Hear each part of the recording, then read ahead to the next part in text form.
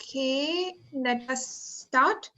Hi everyone, I hope you're all excited for today's workshop and we're really looking forward to having you all here, and I'm just going to start with a brief introduction of the World Youth Heart Federation. So the World Youth Heart Federation is a non-profit organization for the youth. I'm sure that like all of us know at least two people suffering from some sort of cardiovascular disease. And as we know, India is the hub for cardiovascular disease. But what we don't know is that cardiovascular disease is also the number one cause of death in the world. So around 17.9 million people in the world die from cardiovascular disease every year. And this may seem like just some statistic, but try to put a face to every of those 17.9 million people. Right? So our federation aims to decrease the deaths caused by cardiovascular disease, which are almost always preventable by lifestyle modification. The founder realized that a big change like this cannot be brought about by individuals from only one field, and hence we strongly promote intersectoral collaboration. So we tackle the issue of cardiovascular disease on 5 fronts with our 5 working committees. So we have the Health Education Committee, the Entrepreneurship Committee, Advocacy Committee, Research Committee, and the Technology Committee. So I think the names of these committees are pretty self-explanatory. But today, this workshop is being conducted by the Health Education Committee. We'll be having 4 speakers speaking on 4 different topics. And our first speaker is Dr. Urmil Shah. Dr. Urmil Shah did his MD and DM from UN Mehta Heart Hospital and Civil Hospital, Ahmedabad. He was working as an assistant professor in UN Mehta Heart Hospital from 1996 to 2001. He has done more than 20,000 angiographies and more than 5,000 angioplasty with stenting. His special interest is in primary angioplasty, angioplasty during acute myocardial infarction. He has done more than 1,000 balloon mitral valvuloplasty, and he specializes in various other interventions like ASD device closure, PDA device closure, coarctation, dilatation, balloon aortic valvuloplasty, permanent pacemaker implantation, etc. Dr. Urmil has more than 100 national and international publications to his credit. He has given various lectures, national conferences, and has been the faculty or chairperson in various conferences. He is involved in clinical trials and basic research. In the year 2002 to 2003, he was awarded an international scholar in the field of interventional cardiology at Cleveland Clinic, Ohio, in the US of A, one of the top cardiology institutes of USA. At present, working as an interventional cardiologist and the director at the Care Institute of Medical Sciences in Ahmedabad. He is one of the directors of the Care Cardiology Consultants. He was also the president of the Rotary Club of Ahmedabad Airport in 2003-2004, and he was the chairman of the Rotary District 3050 Cardiac Awareness Program in the year of 2004 to 2005, and the associate chairman, Cardiac Care Rotary District 3050 in the year 2009-10. Thank you so much for joining us, sir. I would like to hand the floor to you.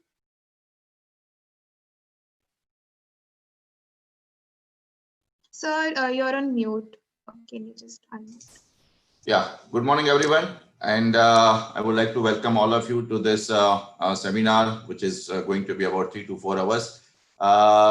I would definitely congratulate the World Youth Heart Federation for bringing all of us together because it is their main purpose of creating awareness about the heart disease, especially amongst the young people, young doctors who are going to be future practitioners. So I'm very much delighted to be with all of you today morning. What I'm going to do today is when Diksha and these people talk to me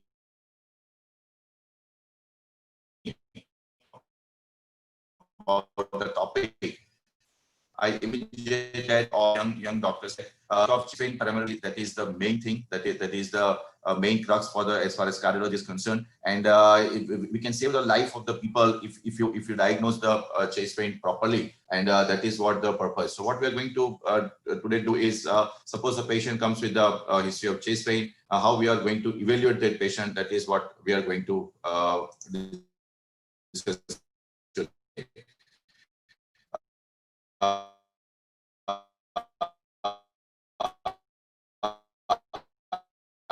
I'm going to do little bit of presentation now. Can you see it? Yeah. Can you see the screen?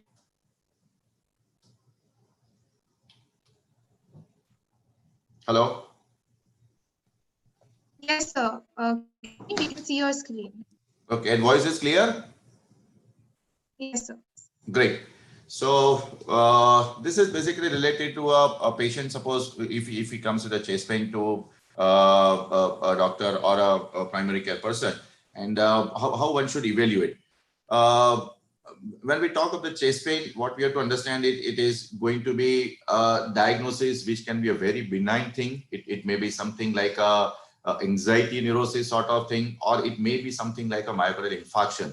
And we really need to differentiate all these things. So I'm going to initial for about 5-10 minutes going to discuss how we can differentiate a patient who comes with a chest pain from benign to a very serious problem which requires an immediate attention. So that is what I'm going to do initially. There are some of the investigations which are going to help us to find out that which way we are going. Are we going towards some serious problem and which requires a prior immediate attention? That is one thing, and a primary treatment which one should be doing before sending the patient to the proper cardiologist or proper center. So that is how the flow chart will be there. If you look at the patient who comes with the diagnosis, with the chest pain, there are so many causes. Okay, it starts from cardiovascular, pulmonary, other causes, GI symptoms, or a musculoskeletal. There are so many important causes. The benign condition may be a simple costochondritis where patient may have some sort of a local tenderness pain. Patient doesn't know and he comes to a doctor. It may be something like an anxiety neurosis where the patient is coming because of some or the other fear. It may be a little bit of skin problem starting from the herpes zoster, which is a skin condition, by and large a benign condition. But we really need to identify this. Pulmonary causes, if you look at it, it may be a serious problem like pneumothorax, or it may be a pleurisy, or it may be a pneumonia. Certain GI symptom also, GI disease also will mimic the chest pain or epigastric pain, what we can call it. It may start from the esophagitis or pancreatitis or biliary colic. And if you look at the cardiovascular causes, the first and foremost is myocardial infarction and unstable angina. Other causes, if you look at it, which are very serious, are aortic dissection, a pulmonary embolism, and patient of say, aortic stenosis, HOCM, pericarditis also present with the chest pain as far as cardiovascular disease is concerned. Now, history is probably a very important thing. Okay, what we can see is if you really want to identify whether the patient is having cardiac problem or a non-cardiac or whatever etiology is there, there are certain standard way of evaluating this patient. Okay, that is what we call the PQRST, which is the provoking thing. Suppose the patient is having chest pain. So which is the provoking thing? Is it associated with the exertion, with the pain increases? Is it with the rest? If it is with the pleuritic pain, it increases with the coughing. It increases with the inspiration. That is another thing. If it is increasing with swallowing, then maybe something related to the esophagus or something related to the stomach. Some positional also is important. Well, how it is reduced, okay, whether it is reduced with the rest or not, whether some patient has to take some medicine for that, anti-ulcer medicine or a sorbited medicine, which is, and position of the patient is important. Quality of the pain also is very important. A sharp shooting pain is less likely to be cardiac. Dull pain is less likely. If it is a visceral pain, then it's going to be a generalized pain all over the chest. That also we have to keep it in mind. If the region also is very important, whether it is substernal, epigastric, shoulder pain, from that also we can identify what etiology is could be. Radiation of the pain also is very important. Okay, it is classically known as if it's a cardiac pain or angina pain, then it is likely that it may get radiated to the arm, to the neck, and to the jaw. Severity also is very important. If it is a routine angina, then the patient chest pain severity is much low. If it is a myocardial infarction, then patient is having excruciating severe pain. If it is a dissection of aorta, then also severity will be very much. Timing also is very important, whether patient has past history of similar pain, whether recently there is worsening of the pain, or patient is having chronically a similar sort of pain. So that also things are very important as far as history is concerned. Another important thing is cardiovascular risk factor. We have to keep in mind whether the patient's age is there, tobacco is there, strong family history, patient may have diabetes, lipid. This all risk factor we have to keep in mind when we are evaluating the patient with a chest pain. At the same time, some patients may have DVT because it may cause a pulmonary embolism suddenly, and patient may have a severe chest pain. If the patient is having a Marfan syndrome or patient is taking some NSAID, then it is more likely that patient may have a pain because of the gastritis. If it is a Marfan, then there is more chance that patient may have a dissection of aorta, and that has ultimately lead to a severe pain. So this is how we are going to evaluate. Associated symptoms are very important. Breathlessness, syncope, this is very important. If it is associated with breathlessness, that means something really is wrong. Especially it may be a severe massive pulmonary embolism, or it may be a acute myocardial infarction, massive myocardial infarction, or maybe a dissection of aorta. Syncope symptoms also is very important, especially if the patient is having chest pain with syncope. We have to think in terms of dissection of aorta. Now, this is a atypical vein, which is classically described by AHA-ACC. This will tell that if these things are there, then the patient is less likely to be of cardiac origin. So which are those things? It may be a pleuritic pain. What the typical pleuritic pain is? Sharp knife-like pain brought on by respiration or coughing. That means whenever there is a lung movement, at that time only the patient is having a pleuritic pain. That is important thing. If the patient is having pain below umbilicus, okay, it is less likely to be of cardiac origin, the main site of the pain. Localization also is very important. Suppose patient can pinpoint that I am having a chest pain at exactly one point, okay, then it is more likely to be a localized pain or a costochondrial sort of pain. It may not be a cardiovascular pain. Suppose the patient is increasing with the movement or on palpation. That means if you just press at that point, and if the patient is having pain, then it is more likely to be sort of a muscular origin, or maybe some bone problem is there, and which is causing the pain in this patient. Constant pain, if it is not fluctuating, if it is not decreasing and increasing, then it is more likely to be of non-cardiac origin. A very brief episode, okay, episode of only 20 seconds. This if it is there, then it is more likely it is going to be a non-cardiac. So repetitive, brief pain, very localized pain, at the same time constant pain, no variation in the pain, no increase or decrease in the pain, it is more likely to be of non-cardiac origin. And if it radiates to the lower extremity, it is less likely that patient will have chest pain because of cardiac origin. Typical chest pain, what we normally is three criteria: presence of a substernal or a retrosternal pain, which is very characteristic of myocardial infarction or angina, we can say. If discomfort is provoked by the exertion or emotional state, it is something like a precipitating factor, then also it is more likely to be of cardiac origin. And at the same time, if it is reduced with the rest, or if it is reduced with the nitroglycerin, then it is more likely to be of non-cardiac origin. So that thing also we have to keep in mind.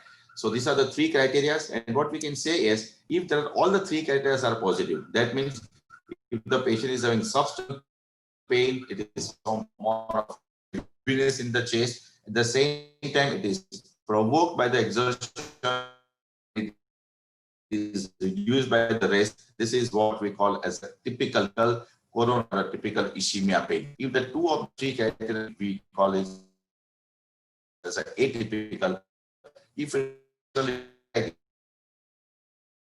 then it is more likely non-cardiac, not necessarily acute coronary syndrome. That means patient may have only dyspnea. Okay, patient may have dyspnea on exertion. Patient may have only shoulder pain, may have pain in the jaw, may have pain in the arm only, may have only epigastric region pain, may have diaphoresis, severe perspiration. And if these things are there, it can be of cardiac origin also. So we have to keep all these things in mind when we are evaluating a patient of chest pain. This is very, very common, this type of atypical presentation, like breathlessness only, or a severe diaphoresis, or a shoulder pain is more common in a patient who is having, say, diabetes, patient is female or elderly patient, and patient may have altered mental status. As I have told, history is very important. Okay, practically, if you take a good history, talk to the patient for about 5 minutes, try to evaluate exactly which is the location, what is the time duration, how it is precipitated, how it is reduced. Then practically we can say almost 80 to 90% of the patient, we can diagnose the angina perfectly. So only on the clinical ground, only by the history we can diagnose this is the patient. At the same time, you have to mind that sometimes if you give a cocktail like GI, it may give relief in patient who is having say microinfarction. Sometimes even if it is esophageal spasm, then also nitroglycerin can cause relief in the symptoms. So by and large, whenever we see that nitroglycerin reducing the pain, we think that it is more of a cardiac origin, but it is possible that it can be because of some esophageal origin also. When we are evaluating the patient, we really have to identify which are the low risk or a probable low risk patient. When the patient's pain is more like a pleuritic pain, it is more with a tenderness, there is a tenderness there, a stabbing type of pain only for the few seconds, it is more likely to be of a low risk. Suppose that at the same time patient is giving history that he's having chest pain in the whole of the shoulder and also on the arm, which is related to the exertion. Only at the time of exertion it is radiating to the both arm, then patient is from clinical ground, we can say there is a very high risk and high probability that patient may have chest pain because of myocardial origin. Now this is very, very important. If you look at the chest pain as a symptom, emergency room visit is tremendous. We can say that about 8 to 10% of the patient in the emergency room, when they come, they have a complaint of chest pain. So that is a significant number. It is not necessary that all of the patients are going to have cardiac origin. Many of them are going to be of non-cardiac origin, and we have to identify, we have to from the history and from certain reports, and we have to send them home. But otherwise, more commonly, 60% of the patient may have a myocardial infarction. It may be acute myocardial infarction, unstable angina, and sometimes it looks like initially a cardiac origin, but on investigation, it is found that it is of a non-cardiac origin. So chest pain, as I have told, it is very common presentation, about 7 to 8%. Many times we have a tendency to admit the patient to the hospital for observation. We have to evaluate the patient, and that is a very standard way of managing all the patient who comes with the chest pain. And as I have told in the beginning, chest pain causes may be a very benign to a very life-threatening causes. Okay, and very life-threatening causes, meaning by acute microinfarction or pulmonary embolism or a dissection of aorta, which requires a very fast diagnosis and a fast treatment. Then and then only we can save the patient. Otherwise, it is going to be very bad for the patient. So another very important thing we have to keep in mind is ECG first time taken in the emergency room may be normal with unstable angina patient. So normal ECG basically does not rule out, even it does not rule out the acute myocardial infarction. 5% of the patient, chest pain is there, immediately patient is in the hospital, it may turn out to be normal. So that's a very important message or important thing we have to keep in mind. At the same time, many times the patient goes to the hospital and patients has been taken care by the doctor see the patient, evaluate the patient, and he let the patient go home. And many times later on, it is found that basically patient was having acute myocardial infarction. So there is a substantial number, about 5% of the patients are having a missed myocardial infarction. And as I have told, when there is an acute coronary syndrome, okay, within 70 minutes, if you diagnose and start the treatment for acute coronary syndrome, mortality is much low compared to the mortality, which is 6% at the time of 6 hours. So that is an important thing. And this is the by and large, many times we will tell our patient to get admitted in the ICU. Patients may not be ready to get admitted. They think that I'm not having any cardiac pain. So both things are important. We should not miss any myocardial infarction. At the same time, if it's a myocardial infarction, we have to start the treatment very fast. So that is the important thing when patient come with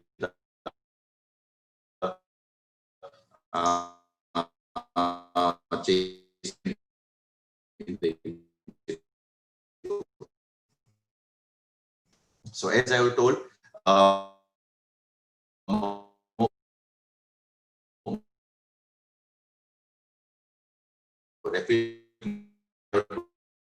if I there's a difference like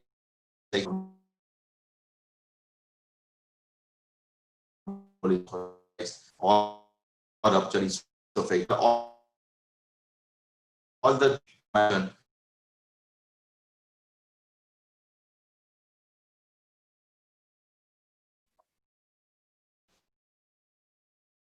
Sir, I think your internet is having an issue.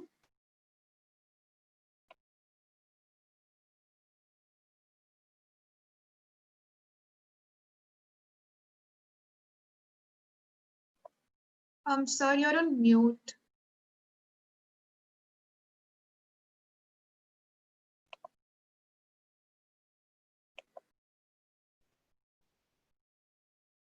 Sir, you're on mute. Can you unmute Yeah. yourself? Now is okay now? Yes, sir, we can hear you. Okay, great. And so, can you repeat the last three slides of yours because your voice Sure. was breaking during that? Sure. No problem. Okay. So from here, probably. So, your screen sharing has stopped. Oh no. Just wait, hold on.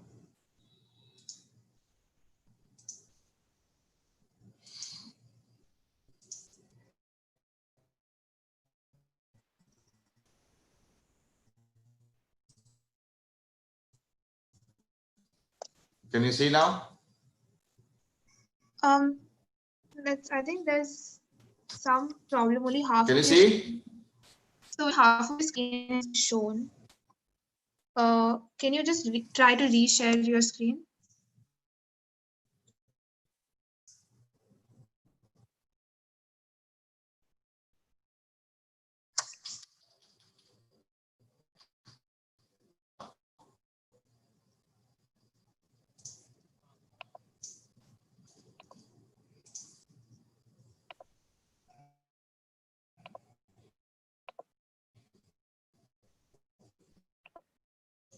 Are you able to see now?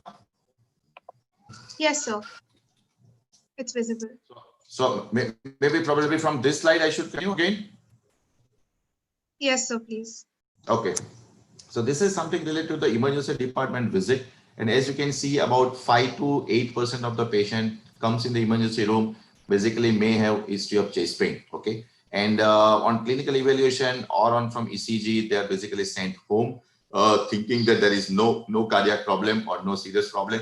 And many of them from the ECG or from history will have ultimately diagnosis of either acute myocardial infarction or unstable angina. And sometimes it may be on the evaluation, it may be found that it is look like initially a cardiac origin, but ultimately turned out to be a non-cardiac origin. So as I was told, 5 to 7% of the ER presentation is with the chest pain. Many times we tend to admit the patient for the observation for short time. Important thing is etiology of chest pain may be from a very benign thing, most life-threatening, like infarction, dissection of aorta, or if maybe not in many of our patients, and even pulmonary infarction, 5% of the patients first is normal. So many times you have to repeat the ECG to find out whether MI is there or not. If on the clinical ground there is a strong suspicion, still about 5% of the myocardial infarctions are missed, meaning by we send the patient home and ultimately later on they come back, and at that time ultimately diagnosis was found to be acute myocardial infarction. At the same time, another important thing is Coronary syndrome or a myocardial infarction, we have to start the diagnosis and we have to immediately diagnose and start the treatment. And if you start the treatment very fast, then the mortality is significantly low compared to if you could not diagnose the patient of myocardial infarction very fast. So that also thing we have to keep in mind. So when a patient comes with the chest pain emergency room, we should not miss any myocardial infarction. At the same time, if it is myocardial infarction, we have to start the treatment very fast so that we can we can improve the outcome for most of our patients. Rapid diagnosis is very important, especially of acute coronary syndrome. At the same time, aortic dissection, pulmonary embolism, these are all life-threatening, a very serious condition which requires a prompt attention.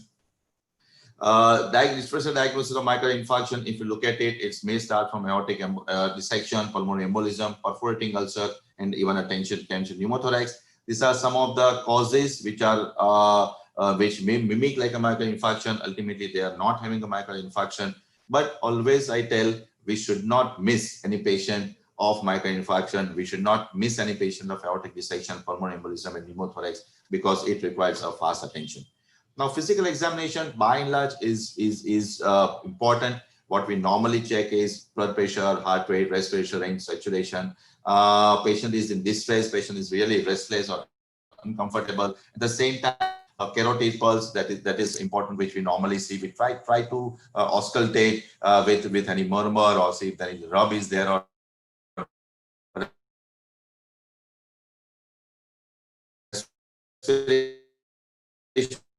also is very important. The rub is there. Is very important. Patient may have some edema, may have some surgery, may have a. So these are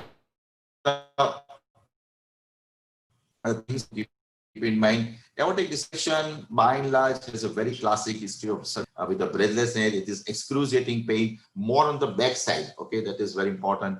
May have a history of hypertension, which is many times uncontrolled, may have a pregnancy, or may have a connective tissue disorder.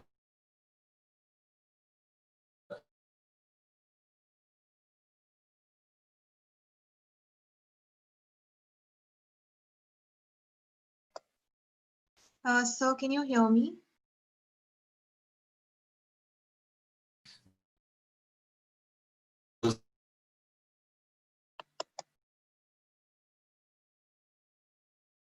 So your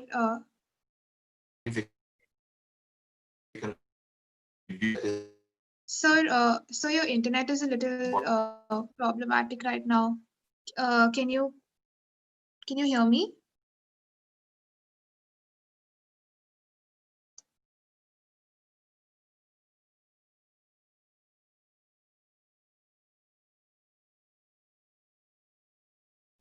We'll have Sir join us back in just a moment.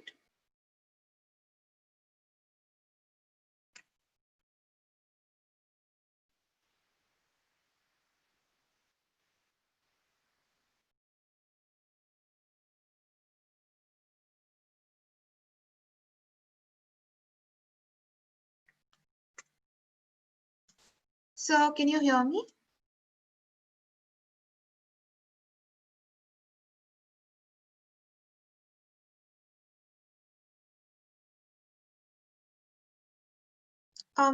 By the time Sir is back, we request everybody to put in any questions that they have in the YouTube chat. We'll be asking those questions to Sir at the end of his talk. Sir, can you hear me? Yeah. So your aortic dissection slide, the end part of it wasn't complete. Okay. Um, Okay. yes, yes, sir. Thank you so much for repeating. Yeah. So this is how, and from X-ray we can have some idea, but the most important thing we have to do a CT scan or MRI or a transcatheter echocardiography to find out a dissection. And a prompt treatment with beta blocker and emergency surgery is required in many of our patients. This is the X-ray which is showing that mediastinum is widening in this patient because of dissection. And we did a CT angio, and it turned out to be a massive dissection in this patient. Pulmonary embolism also is a very important differential diagnosis. Patient may have more of a tachypnea, more of a dyspnea in this patient, may have a severe significant tachycardia. Patient may have hypotension or a history of hemolysis, from which we can get a clue that patient may have a pulmonary embolism. Certain precipitating risk factors may be there. Patient might have undergone some surgery. Patient may have a history of immolation because of trauma, maybe obesity, smoking, OC pills. Malignancy is there, which is like which can cause a pulmonary embolism. So all these things, if they are there in the background, and the patient develops severe tachypnea, tachycardia, hemolysis, and hypotension, then we have to think that patient may have a massive pulmonary embolism. And this is a X-ray which clearly tells that there is an oligemia in one of the lung field, or that there may be something like a wedge-shaped obesity, which is suggestive of a pulmonary embolism. And if you do a CT angiography, then definitely we can identify that patient is having massive pulmonary embolism. Pneumothorax also, patient may have a dyspnea, pleuritic chest pain. These are some of the physical findings which will be there. And X-ray is probably the most important thing, as you can see here. This is the X-ray which clearly tells that there is a pneumothorax. As you can see, there is no lung which is seen. This is filled with air, and which is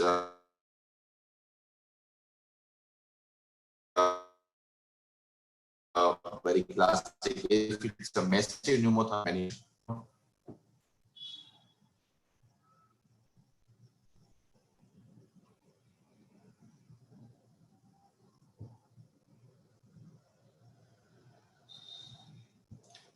can you hear? Yes, sir, we can hear you right now. Okay, great.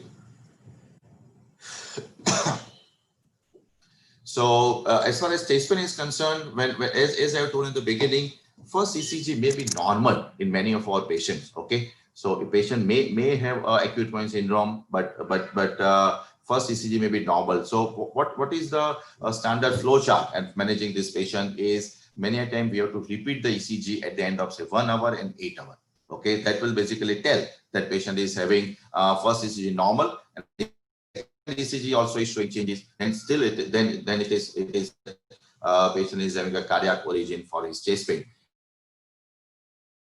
At the same time, we do certain important like a biome, which is troponin and CPK MB, which is very useful. I will just discuss what is the advantage, and there is an advantage of urgent stress thallium or urgent CT angiography in patients or a conventional angiography, depending on the this is the flow chart. ECG, even though it is normal, we have to repeat the ECG, we have to do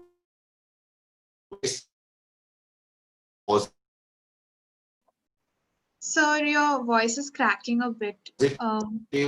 like as you can see the STD changes, which is the degree of ST elevation.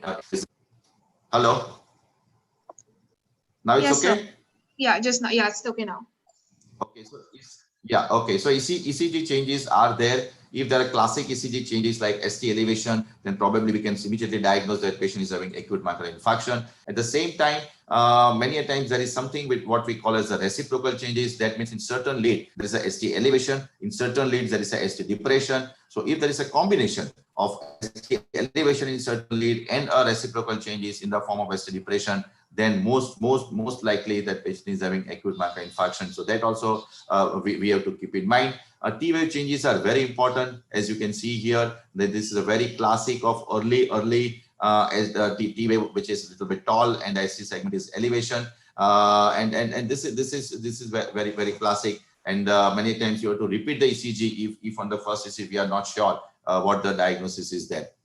Sometimes you may have an ECG which shows an ST elevation to start with, and if you give some treatment in the form of a solid, then many a times the ST segment down. What we call as pre-mental angina is it means spasm. There are so many changes. Other is a very typical. Normally the T wave which is there are two limb. This is proximal limb and the distal limb. The first limb and two limb, if both are symmetrical, then also it is a sign of issue. By and large, this is a little bit flat compared to the descending limb. That is a very important thing. This is very classic of acute myocardial ischemia. As you can see, there is a significant ST segment depression with a deep T wave inversion, which is very classic of non-ST segment elevation MI. Q wave is very important. It can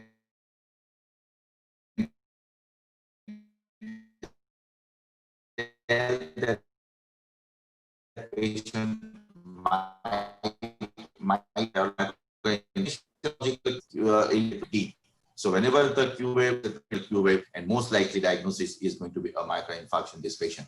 T wave changes are different. It may be a biphasic T wave. It may be a deeply inverted T wave. It may be a symmetrical tall T wave. So these are all the changes are there. And by and large, in a patient of myocardial infarction, there are dynamic changes. That means if you take a second ECG, third ECG, the ECG changes are T wave inversion is little bit changing. From that also we can have the idea that it is more likely to be of a cardiac origin. SC segment depression, this is very classic SC segment depression of myocardial ischemia, but there are certain other causes of myocardial ischemias are there, like left ventricular hypertrophy, or patient may be taking some medicine like a digoxin. Whenever there is extensive ST segment depression, it is more likely that patient will have significant coronary disease. If you do an angiography, it's going to be either left main disease or a multivessel disease, and which requires an immediate attention in many of our patients. Now coming to the another aspect is a troponin. As I was told, whenever the first ECG is normal, or if ECG is equivocal, we are not sure what's going on, then we have to take help of some investigation like a biomarker. Now, biomarker classically, previously, our books were telling of CKMB or CPKMB, but we can tell, I can tell that CPKMB is nowadays not that commonly used, or it is not very useful, primarily because it cannot diagnose the myocardial infarction very fast. That is a limitation. It starts rising in the blood after 6 to 8 hours, and it is a little longer time for the diagnosis of acute myocardial infarction. We have to have a prompt diagnosis by some other marker, which is very good, as we can call it as a troponin, which is a good marker. It starts elevating in the blood within few hours. So about 2 hours, 3 hours, it starts, especially if it is a high sensitive troponin, then it starts very early, and it is much more specific compared to the CPKMB as far as myocardial infarction is concerned. Of course, there are certain other causes of elevation. It is not only myocardial infarction, is that maybe because acute syndrome. That is, can you hear?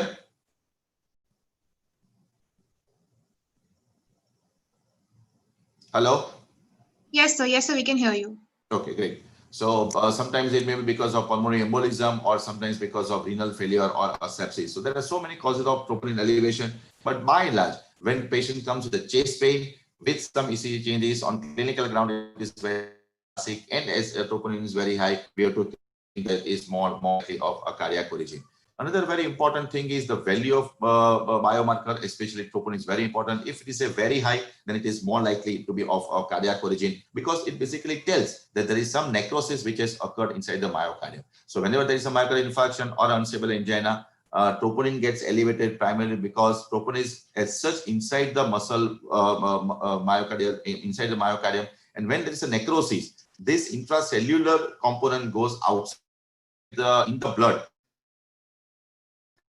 and it is circulated, and that is what we are detecting. So evidence of necrosis can be picked up by the troponin, spontaneous artery occlusion, okay, because of plaque rupture or sudden thrombosis which is occurring. When there's a complete occlusion, then definitely troponin level gets elevated immediately fast. Another very important aspect of troponin is there has to be a rise and fall in the troponin level. So suppose troponin level is there, you are getting it right now. After a few hours, if you are repeating it, if it is changing, that means it is more likely to be of pulmonary, it's more likely to be of a cardiac origin. So that also we have to keep in mind. Changing the troponin level also is very important for diagnosis of myocardial infarction. If it is remaining static, then it may be something else also. So as I told, there are so many causes of troponin elevation in general. So if there is a significant rise, then it is more likely to be of a cardiac origin. At the same time, if there is a fall or a rise in the troponin level on the second sample, then also it is more likely to be of cardiac origin. As I have told, troponin not only is helpful for diagnosis, at the same time,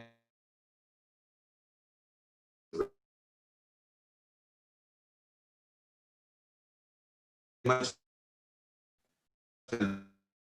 for is not inside made by immediate attention. Yes. Can you hear? Yes, we can hear you now, but your last sentence we couldn't hear.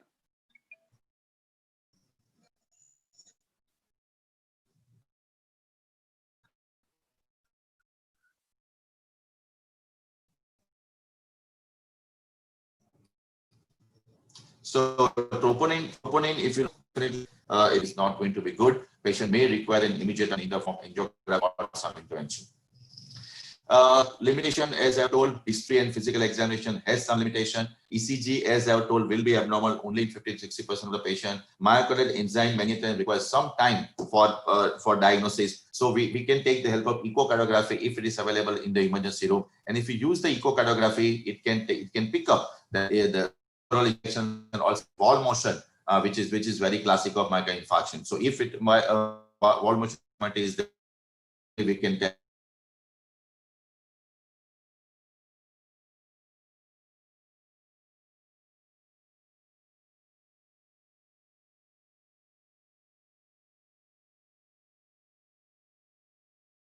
These are some of the echocardiography. This patient has a dissection, which was picked up on the echocardiography. Sometimes we may do a CT angiography also in the emergency room. It is a very fast procedure. It is highly accurate. It can rule out the myocardial infarction very fast. And that is the reason, if it is available, it can be utilized in many of the center. At the same time, if it's a dissection of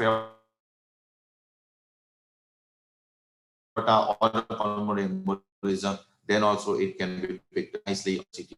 It not only helps with the diagnosis of cardiac origin, but also other diagnoses like pulmonary embolism or dissection of aorta nicely. So I will just conclude not like as I would, if you can from biomarker, then definitely aspirin molecule with another antiplatelet agent in the form of ticagrelor also can be started. If it is an ST segment elevation myocardial infarction, then we might have to shift to the ICU, and we have to monitor, because in acute myocardial infarction, patient may have some arrhythmia, maybe in the form of VTVF. We have to monitor it very carefully, and if it's there, we have to treat it immediately, so we can save the life of many of the patient. And we have to refer the patient to the tertiary center, where immediately, hello, is it okay?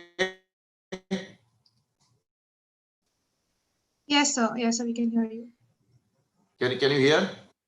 Okay, so immediately we have to shift the patient to the tertiary center, where immediate attention, especially for primary intervention, what we call as a primary angioplasty, can be taken. Patient can be shifted on ICU on wheels to the tertiary center, where and 24-hour facility for angioplasty in the Sir, emergency sir, just a odd time.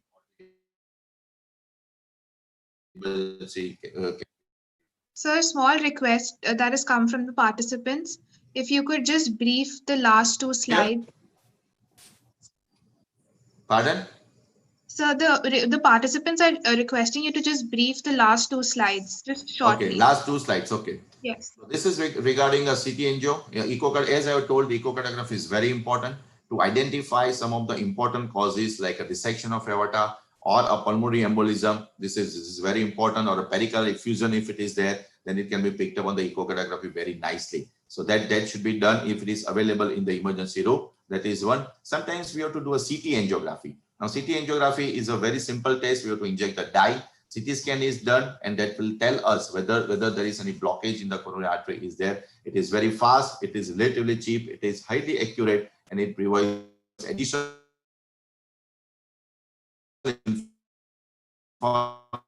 information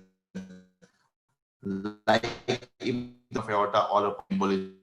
That also can be picked up. Pulmonary embolism, which was picked up on the emergency room on a CT angiography. At the same time, this is a coronary blockage, which is also picked up on the CT angiography in the emergency room. So CT angiography is an important tool. If it's not available everywhere, but if it is available, we can take the help of this to find out the very important causes like acute coronary syndrome or a dissection of aorta or a pulmonary embolism. Lastly, suppose you think that it is a very severe pain, we have to give an analgesic. A routine analgesic may not work. Aspirin, if it is cardiac origin, we have to start immediately as fast as possible. At the same time, we have to start another antiplatelet agent in the form of either clopidogrel or the ticagrelor. We have to monitor the patient of all myocardial infarction patient in the ICU, because they may develop an ventricular tachycardia or ventricular fibrillation. And if it is not taken care at that time, then suddenly we can lose the patient. And that is the reason we have to immediately shift the patient to the nearby ICU. And if necessary, we can shift the patient to the tertiary center for the primary intervention. That means we do a primary angioplasty in many of our this kind of patients, where immediately we do angiography and try to find out what is exactly where the block is there. We open that block, and once that block is open, immediately the patient's pain subsides, the ECG starts settling, and once it starts settling, the damage inside the heart stops. And that is the main purpose that can improve the outcome in many of our patients. It can save the life of many of our patients. At the same time, there is less damage which is occurring inside the heart, and that is what our purpose should be when there is a patient with acute myocardial infarction. This is just to show that patient had ST elevation. Patient came to the emergency room. We did an angioplasty. The important thing is ST segment should start resoluting. So ST segment should become normal after doing angioplasty. And if it is becoming normal, that means the artery is properly open and the damage is stopped. So no further damage will be occurring in many of our patients. So there are certain criteria that after starting the treatment, maybe thrombolytic therapy or primary angioplasty, ECG should be little bit better, little bit stable, and that is the main purpose of doing in primary intervention in the form of angioplasty. So that also we have to keep in mind. So in conclusion, I would like to tell that chest pain doesn't mean acute coronary syndrome in all the patient, but at the same time, we should not be missing acute coronary syndrome, pulmonary embolism, dissection of aorta, and the pneumothorax, which are the life-threatening situations. We have to immediately find out, and if it is there, we have to start the treatment very fast. If there is an acute coronary syndrome, we have to risk stratify. Risk stratification can be done by multiple things. It may be done by ECG. Troponin is an important thing which can diagnose and prognosticate many of our patients. At the same time, another very important thing is echocardiography. If it is available, that also is going to be very helpful. It may be a CT angiography if you can do it, if it is possible. It also can diagnose the patient very fast. We have to understand the importance of time in acute myocardial infarction, because as fast you open the artery, then and then you can have a better outcome. So we should not be wasting our time. If the ECG is showing say ST elevation, immediately they should be referred for further treatment. No further test will be required. Even we may not be doing even one X-ray chest in this of the patient, or we may not be, we are not concerned about the lipid profile at that time. If it is an acute myocardial infarction, immediately they have to shift it to the tertiary center or to an ICU, and immediately treatment should be started. Meanwhile, when you're shifting the patient, we can start aspirin, we can start clopidogrel. If there is severe pain, we can give some analgesia to get a little bit of relief. But the main goal is to treat the myocardial infarction by sending the patient to ICU and doing an urgent angiography, and if required, angioplasty in many of our patients. And when if there is any problem with you in any point of time, you can ask for the help of the cardiologist or a consultant. And ECG you can send by WhatsApp. That is one of the good way. And if from that also we can reply. And if it is showing that there is a and then we can, that immediate treatment may be required. Thank you very much.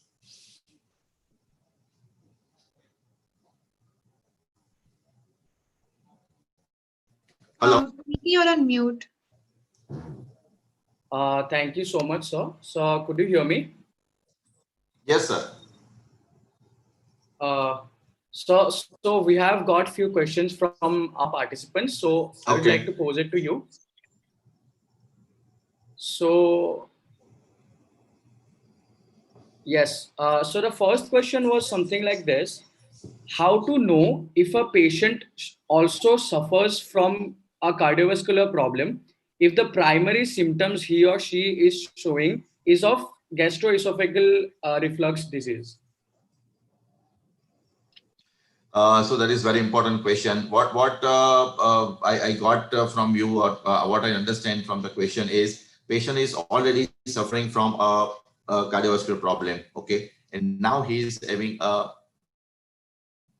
pain, okay, and he has come, whether it is of a cardiac origin or if it is of a gastric origin. That's the important thing which needs to be differentiated. Now, as I told, there are certain clinical parameters which are also helpful. The important thing is history, as I have told, in all the patients of chest pain. As we can say that if it is whatever complaint he is having, whether it is very classic, if they say patient is having a complaint of chest heaviness, okay, then it is more likely to be of a cardiac origin. Suppose patient is telling it is more like a burning pain, okay, then it is more like, if it is associated with nausea or vomiting, then it is more likely to be of a gastric origin. If there is an epigastric region tenderness, then it is also more likely to be of a gastric origin. So these are some of the things. What are the precipitating thing and what are the relieving factor? Whether it is associated with food or not. Suppose if with the empty stomach, or suppose if it is with the after food, then it is more likely to be of gastric origin. If the pain or the complaint of work and then he's having pain, then it is more likely to be of cardiac origin. So basic principle of chest pain evaluation, we have to understand which are the precipitating factor, which are the character of the pain, and what is the relieving factor. So these three things we have to tell whether it is of gastric origin or a cardiac origin. So if it is classic pain, as the heart is reduces with the wrist, and classic cardiac is by and large a chest heaviness or a there is something compressing sort of a pain. So it is more likely. If it is with the food burning, then it is more likely to be of cardiac origin. And whenever there is a doubt, we can always take the help of ECG and the biomarker. So if you do an ECG or if we do a troponin, we can definitely rule out. Suppose the patient is having cardiac history of cardiac disease and now having epigastric pain. Clinically, we can identify at the same time if ECG is normal and if on the biomarker troponin is normal, then definitely we can say that it is more of a gastric origin.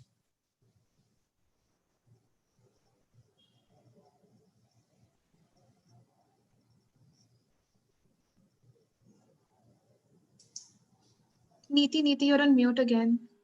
Okay, sorry. So thank you so much, sir. So we'll straight move to the next question. So the next question is something like this.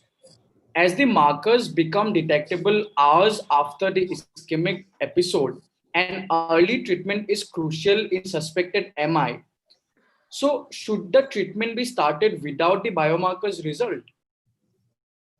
Very, very important question. The major problem with the biomarker, it takes some time to get elevated. Okay, that is the first and foremost thing. And that is the reason we are not nowadays using CPKMB more commonly, because it takes about 8 to 10 hours or 12 hours to rise. Okay, that is one important thing. So what we are doing nowadays is we are replacing, no, we're not doing CPKMB most of the time. We are doing a troponin. The purpose of doing troponin, it can pick up quite a little bit early compared to the CPKMB. So it may be a 4 to 6 hours where the starts. Now there is another concept which has started is high sensitive troponin. Now high sensitive troponin is an advantage that it starts rising in the blood within 2 hours of the episode. Okay, so we can detect the or we can identify the patient of acute coronary syndrome much faster compared to a standard troponin. So nowadays what we are doing is we are not doing routine troponin, we are doing high sensitive troponin, which can be detected in the blood very fast within 2 hours, okay, which is a reasonable time. So first and foremost thing, if the patient is having say ECG changes, okay, and a very classic myocardial, there is no need of marker. We have to start the treatment immediately, okay. So ST elevation is there, patient is suffering from myocardial infarction, there is no role of a biomarker, okay, that is one. Many times what we have seen is ECG is showing changes and the patient is having severe pain. Still, biomarker is done and we wait for the report, because if you send the report, it may take 1.5 hours to 2 hours to get the report. Okay, so that also we should not be wasting time in that.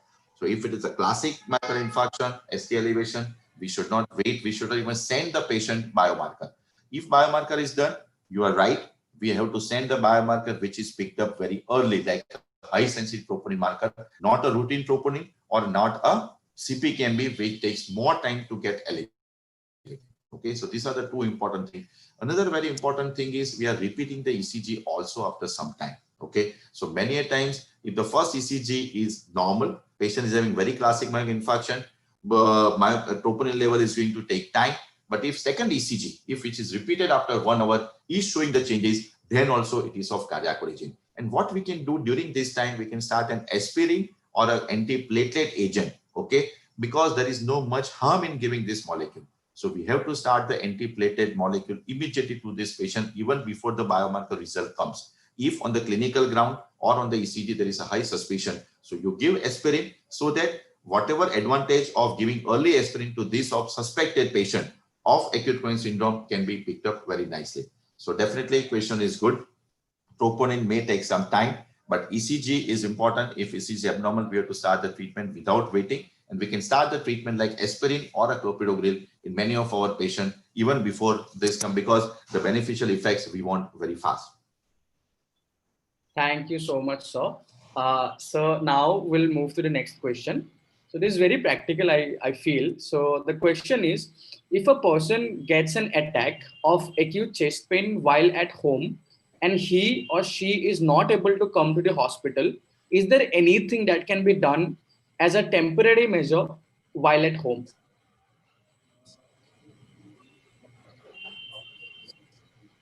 So your voice. We should encourage this kind of practice. Yeah, sorry. Yes, sir, go on. Hello. Yeah. Yes, sir, you're so audible. Okay. Suppose the patient is having a severe chest pain and patient is at home. The best way of getting this treatment is patient should go to the hospital. There is no way a myocardial infarction can be treated at home. Okay. Many times, many of our patients also insist that doctor should come to the home. Okay, and do the treatment or start the treatment or may get ECG. I personally believe that it's many times a waste of the time, especially if it is an acute myocardial infarction. So we have to, as far as possible, shift the patient to the nearby. ECG is very important. And suppose the ECG is showing changes, definitely they should be hospitalized. There is no logic of treating this kind of patient at home. Okay, so we have to explain the patient very nicely that what we are suffering is not a routine thing. It is a massive myocardial infarction, and immediately treatment needs to be started in this form. And this is not possible at home. We can give an aspirin to the patient till the patient is getting transferred to the hospital. We can give some analgesic to the patient till the patient is getting transferred to the hospital. But otherwise, we normally don't recommend. It should not be a good practice or not good thing for the patient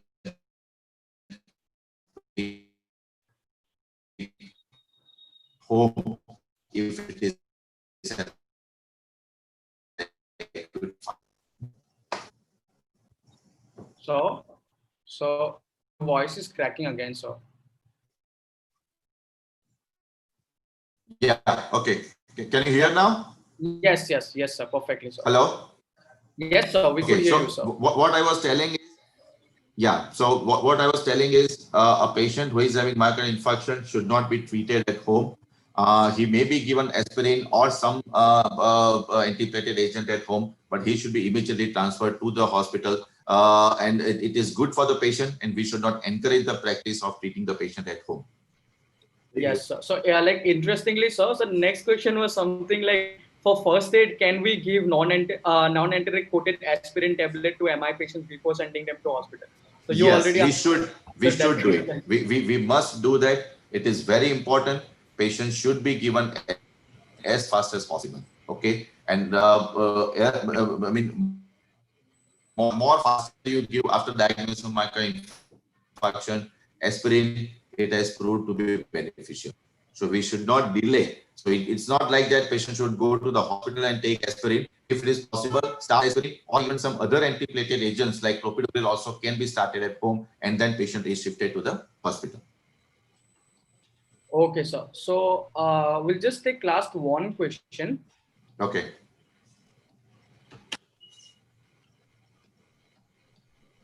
I'm just reading it that out to you, sir. Yeah. Regarding pulmonary embolism as cause of chest pain, what is the quickest and confirmatory diagnostic test for it? So that is also very important. As far as pulmonary embolism is concerned, on the clinical ground also we can identify. Okay, if there is a precipitate, risk factor to the patient. Suppose the patient is bedridden. Okay, patient has undergone a surgery. Okay, and now suddenly he has become breathless, or patient is already having a malignancy, which the chances of pulmonary embolism is very high. Okay, so this group of patient, if the history is there, we have to keep that thing in our mind that patient may have pulmonary embolism. That is one.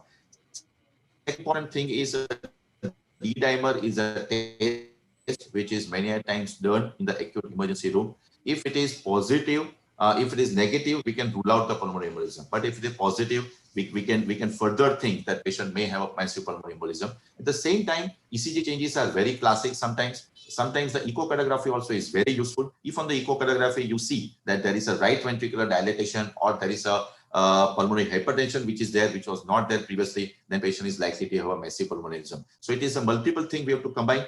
Clinical background, okay, that is one. There are certain criteria which can identify and which can make our diagnosis towards pulmonary embolism much faster. That is one. Second important thing is the D-dimer is an important thing. Echocardiography in this setting is very important, and best way and early identification can be done by a pulmonary angiography. So if there is a strong suspicion on all this ground, on clinical ground, on D-dimer, on echocardiography, we have to do and CT pulmonary angiography, which can immediately diagnose that patient is having massive pulmonary embolism. And as very rightly I have mentioned also in the lecture, that pulmonary embolism should not be missed. It should be diagnosed as fast as possible, and we have to start the treatment. Otherwise, the outcome is very bad. Massive pulmonary embolism, when there is a cardiogenic shock, the mortality is even more than acute myocardial infarction.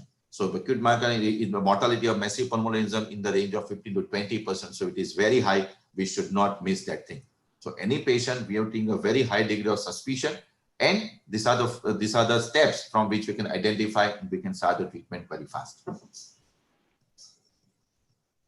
Thank you so much, sir. So just one thing, a lot of people are actually asking some very valid and few good questions, but sir, due to the time constraint, we'll not be able to address them. So I just wanted to ask you if there is any way they could reach to you, they could mail, or if you'd like to address those questions. If yes, sir, so we'll compile them and we'll just send you those questions, and whenever you get time, you address that, and we'll again send it back to the participants. Yeah, that is a good way. You can send me all the questions through WhatsApp. Okay. Okay, sir. Yes, sir. I will try to answer as briefly or as precisely possible. Yes, sir. And then you can the concerned person. That is, I think, the So your voice is again breaking. best way. Yes, yes. Okay, we could hear you now, sir. So, sir, thank you so much for sharing your knowledge with our participants. So we will. Sir, yes. Yes, sir. Yeah. So, sir, thank you so much for sharing your knowledge with our participants. It was an absolute honor to have you on board with us, and we wish you all good health. Sir, thank you so much for your time. Thank you so much. Would love to collaborate with you again and again. It was a nice initiative by all of young person, bringing the young doctors together, and the senior specialist. And SIMS Hospital is committed for academic work. Whenever you need any kind of help like this in any of the medical field or academic thing, we are ready. Our team is ready. We have a multi-specialty hospital and all departments are there. So whenever you want to have this kind of seminar, we are ready to be with you. Thank you. Thank you so much, sir.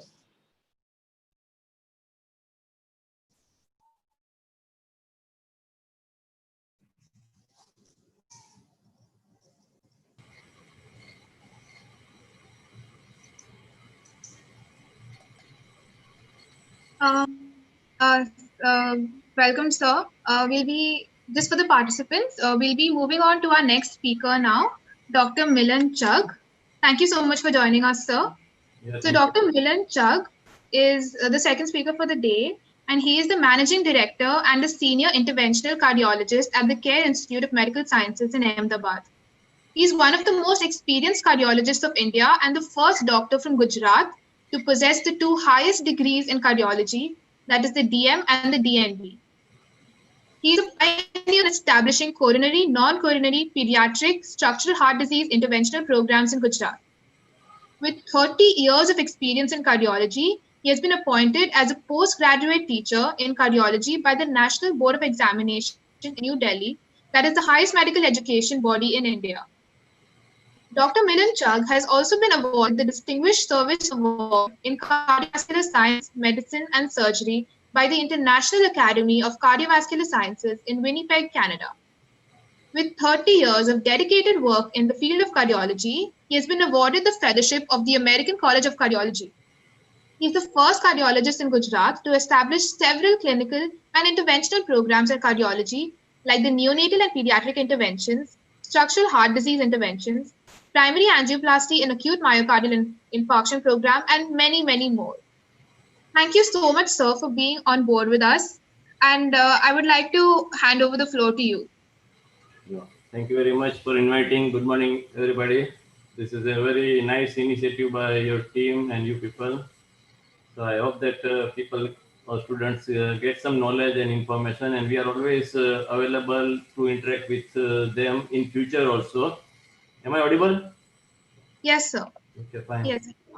So what I do is that you can present a case. I had sent one slide. Of course, that slide is slightly an advanced case, but in between we'll start from basic and we'll interact. And I've got some PowerPoint slides which will give some basic information about each and every question. So yes, sir. Can you share the slide, or you can initiate the discussion, and then I'll go on showing my slides. So we can just have the conversation like we had planned. Just you can ask me questions and I will be acting as the patient. Okay. And so you can present your screen if you want to have the slides of your presentation. Is it visible? Not yet, sir. Yes, I should share the screen, right? Yes, sir.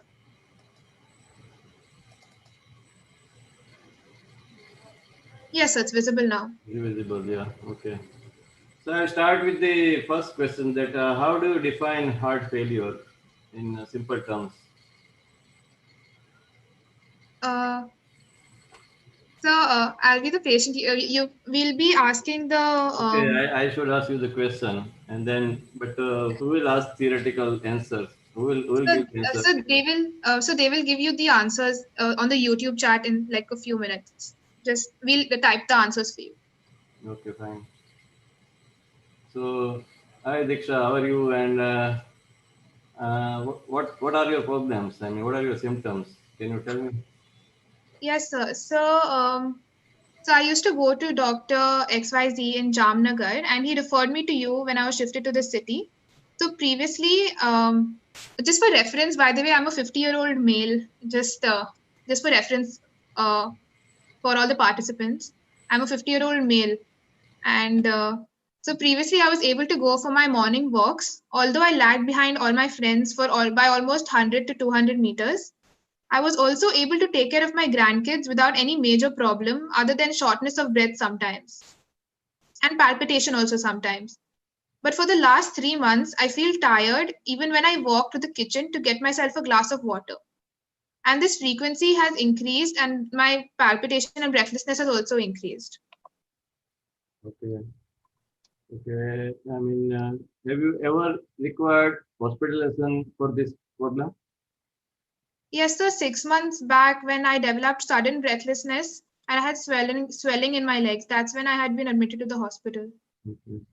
Do you get breathlessness while sleeping and you have to sit up and pant for breath? Do you No, sit sir. up during sleep?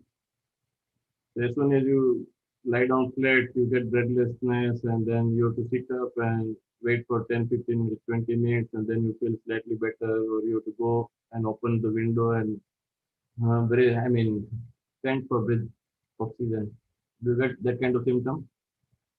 No, sir. No. Just Right. only when I'm awake I get. Okay, fine. Uh, did you get chest pain while walking simultaneously along with breathlessness? So not too much. Only my heart starts beating very fast. Mhm. That I feel. Anytime did you get any dizziness and fell down? Syncope, Uh, thing. You have to just sit down. You feel dizzy and you feel as if you will fall and you have to take support or something. Or have you fallen down anytime while so I've walking? not fallen down, but when I get breathless, then I go and sit down for some time when I get breathless. And before, do you remember that before you started getting the symptom, was there any fever for, or say like flu-like symptom before about say 6 weeks or 1 or 2 months before that onset of symptom? No, No, sir, no, nothing no, like it that. is fever and thing. Okay. And was there any evidence of severe? It started with leg swelling and some pain in the thighs and calf muscles. And after that, gradually you started getting all this. Was it there or swelling of feet appear later on? Sir, it was so I don't remember exactly, but it was a There was swelling of feet there. there's no pain and redness in the legs, right? Thigh and calf No, muscles. no, there's no pain. Okay. Now, can I actually discuss openly why I ask all these counter questions? Can I ask? Yes, Are the yes, students able to listen to this? yes, sir. They're able to listen to this, and we will be typing the question. We'll be typing their answers in the chat. So there is a 30-second lag in YouTube. So your voice will reach them 30 seconds later. Then they will type in YouTube, and we'll give you the answers. Mm-hmm. I don't know. Can I see the questions or something? So would you like to see the answers? Yeah, I'm not able to see the conversation. Is it there? I'm able to see my slide only, which I have shared, but let me see again. So, so the participants are on YouTube, sir. Achha, they are not here. So Yeah, I I've sent can't you. see their questions or anything. So, So we will be asking you their questions at the end of the session. So okay. you can present your PowerPoint if you want, and then at the end of the session we'll ask you Okay. their question. So basically, what this 50-year-old gentleman is describing is like the patient has breathlessness on exertion, which is gradually increasing. In between, patient had become severely breathless and needed one admission also, and he was treated. Uh, okay, uh, uh, I'm asking to the patient, means you, Diksha. Do you remember what is the medicines are you taking? Yes, sir. I'm actually taking I'm taking digoxin, furosemide, ramipril, losartan, bisoprolol, aspirin, amiodarone, and L-carnitine and rosuvastatin. Okay, fine. So basically, what this patient describes is patient has gradually progressive dyspnea on exertion. So once patient has dyspnea, either it can be cardiac or it can be respiratory. We have to differentiate. If patient has respiratory dyspnea, then usually if it is like asthmatic or allergic bronchitis kind of thing, then it is usually seasonal with some kind of say humid atmosphere. These breathlessness will increase, and it is usually paroxysmal, and usually it responds to bronchodilator. And in between patient is very much better. And the respiratory dyspnea or asthmatic type of symptom will have paroxysmal dyspnea, which has no much relation with exertion. It is usually at rest. Suddenly, something allergen goes to nose and bronchi goes into spasm, and patient gets a paroxysmal dyspnea. While in cardiac cause of dyspnea, usually it is on exertion. Patient is comfortable at rest, but as soon as he starts walking, his breathlessness increases. And usually it is gradually progressive. So patient always gives this kind of typical history that patient was able to walk, say about 2, 3, 4 kilometers, and then had to sit for 5, 10 minutes, and then again he was able to walk. But gradually it is increasing, and his exercise threshold goes on decreasing. And sometimes then patient comes that okay, now I'm symptomatic at rest also. So these are typical features of heart. I mean dyspnea because of heart, and heart failure is the commonest cause of this kind of symptom. Sometimes coronary disease and angina pectoris also I mean precipitates as a dyspnea. What we call is a angina equivalent dyspnea. So sometimes patient has chest pain as predominant symptom in 80% of cases, but 20% patients may develop this kind of dyspnea only as a part of angina. So what we call is a angina equivalent dyspnea.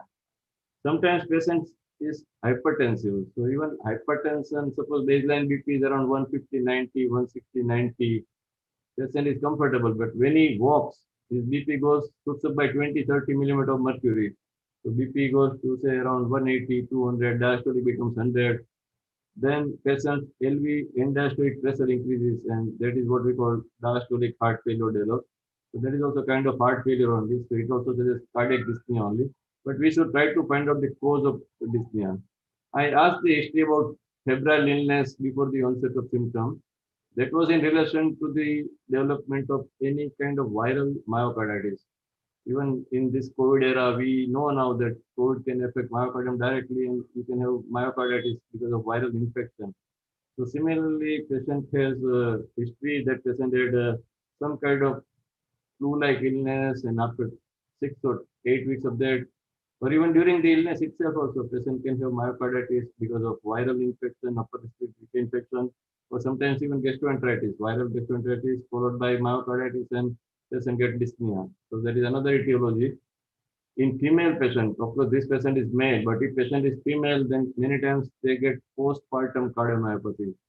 There are some conditions where during pregnancy or immediately after delivery, patient develops a postpartum cardiomyopathy. It's a peculiar condition which is related to pregnancy only, and then patient presents with features of left ventricular dysfunction or dilated cardiomyopathy.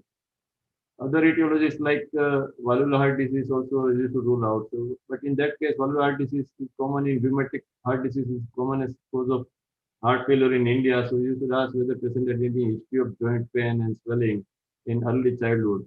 So if it is there, then it says that this patient may have valvular heart disease. So was there any history of any joint pain in early childhood when you were at in age of say 10, 15, 20 years of age, joint pain, joint swelling, migratory joint pain, fleeting joint pain? Was it there? No, no, sir. No, no, not there. Right. Yeah. And are you taking tobacco or have any addiction?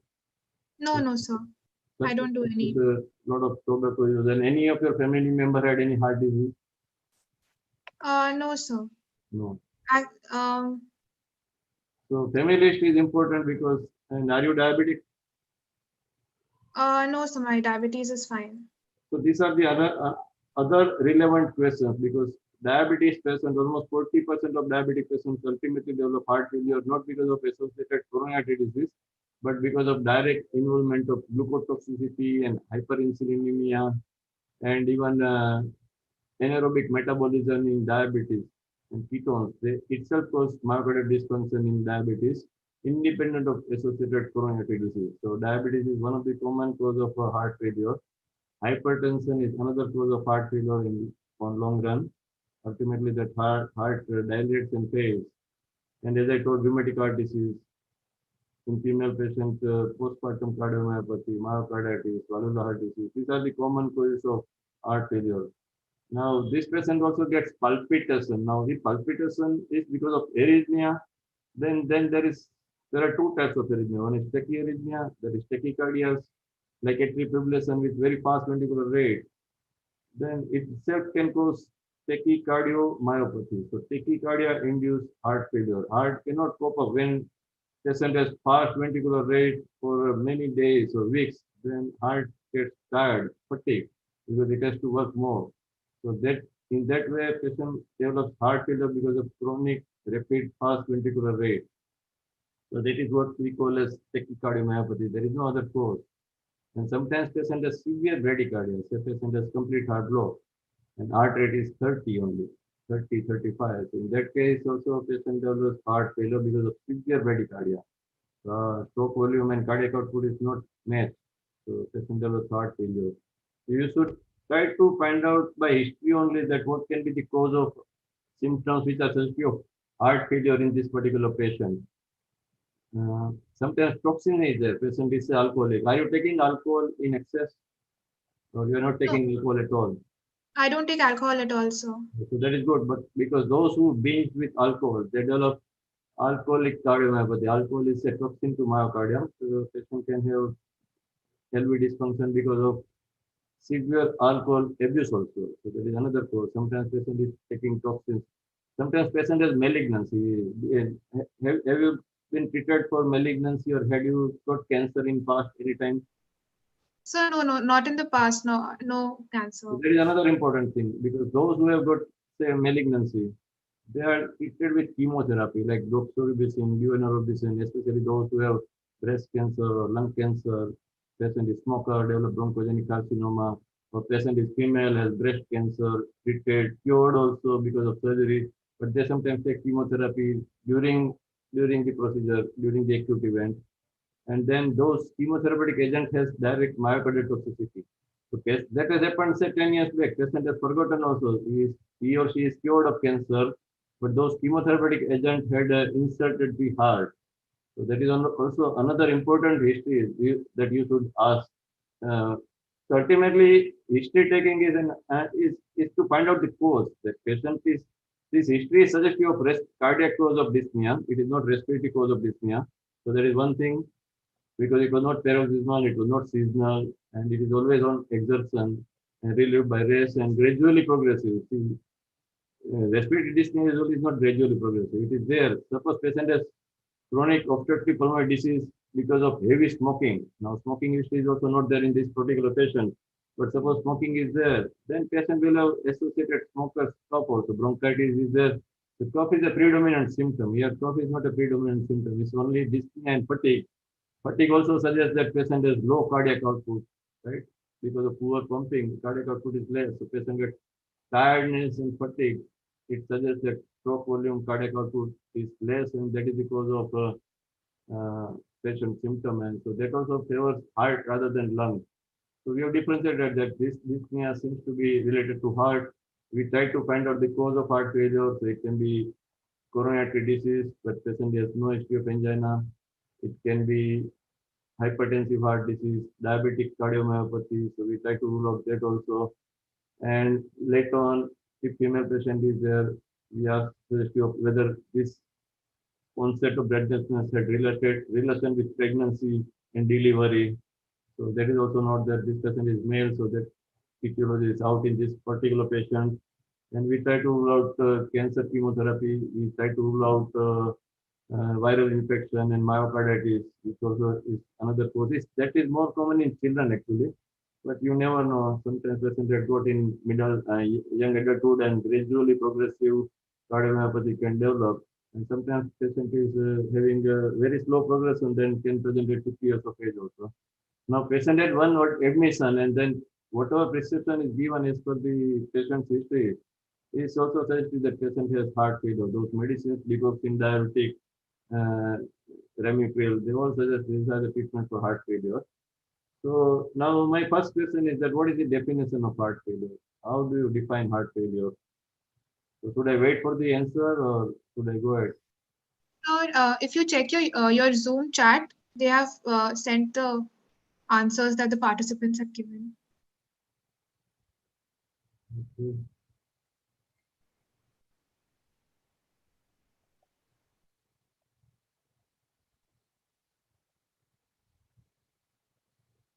So the answer is correct. Somebody has already given answer that heart becomes insufficient in performing its own function. Pumping of blood is chronic condition due to various etiologies.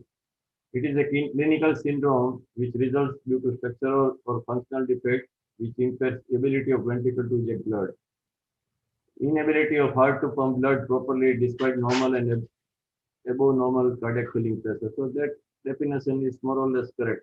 It's correct definition. I'll go to it. Okay. I'll just share my screen. Is it visible or no? So you stopped screen sharing. So if you just start again, then it will be visible.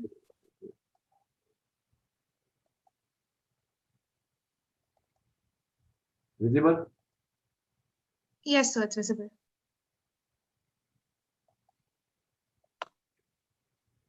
So basically, he rightly mentioned, and this is in even simpler term, that heart failure is a condition where heart is unable to pump out adequately to meet the need of our body. So basically, there are two types of heart failure. One is systolic heart failure, one is diastolic heart failure. So basically, when heart is not able to pump out the blood, something remains in the LV. Whatever was supposed to be ejected during each systole is not there. So some more amount of blood remains in the LV cavity. So that is what we call patient's end diastolic pressure is increased, and that is another cause of dyspnea. When patient's LV end diastolic pressure, that is at the end of diastole, when heart should be with very minimal blood or near empty, so that is known as LV end diastolic pressure. End diastolic pressure indirectly is the same pressure as left atrial mean pressure. So whatever is the LV end diastolic pressure, LA mean pressure is same. And LA mean pressure ultimately, pulmonary veins are connected to left atrium. So LA pressure is transmitted to pulmonary veins or pulmonary venous pressure. So suppose LV end diastolic pressure increases, that leads to back pressure effect and LA pressure increases. Once left atrial pressure increases, that increased pressure or back pressure is transmitted to pulmonary vein. And when pulmonary vein pressure increases, patient develops dyspnea. So whenever patient says that he has dyspnea on exertion, that means patient's pulmonary venous pressure is increased, and that is the feature of pulmonary venous hypertension and patient symptom, that is dyspnea on exertion. So whenever somebody says that he has dyspnea on exertion and it is not related to lung, and if it is a cardiac origin dyspnea on exertion, that means patient has increased pulmonary venous pressure. Okay.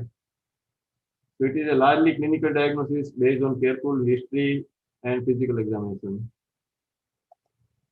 Now, how to classify? Can somebody tell me how to classify heart failure?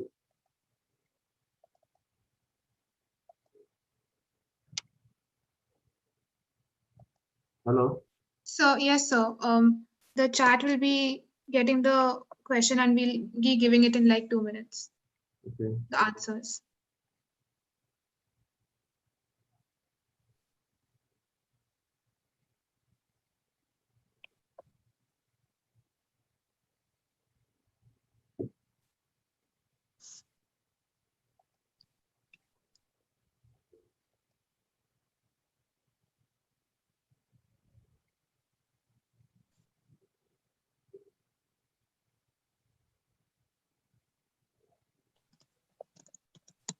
Is somebody typing answer or anything? I'm not able to see anything.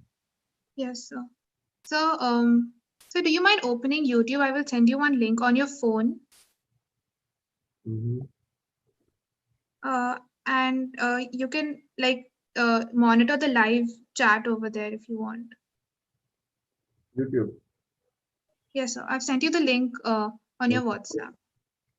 Diksha, some responses are there in the chat box, so could check that. A lot of Yes. responses are there. I'm not able to see chat box. So I'll read them out for you. So they have said that heart failure can be classified as right-sided or left-side, systolic and diastolic, Okay. heart failure with preserved ejection fraction and reduced ejection fraction. Okay. So when we say reduced ejection fraction or preserved ejection fraction, what are the cut points? Can somebody tell me? When you say that, okay, this heart failure is with the preserved ejection fraction, or it's what we call, previously it was known as diastolic heart failure. And when should we say that it is a heart failure with reduced ejection fraction? What is the cut point, which is defined by echocardiography simply, non-invasively, by ejection fraction criteria? How can we define? You can read out. Yes, sir. I'm not able to see chat. Yes, sir. Just a minute.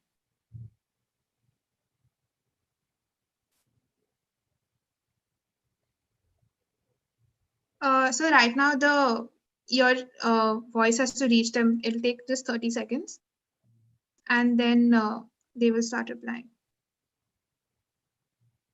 Second question is that how do you grade dyspnea by say NYHA classification? How do you grade NYHA class 1, 2, 3, 4? So there is another question. So Uh, yeah. So they have said that less than 40% is reduced ejection fraction. right, and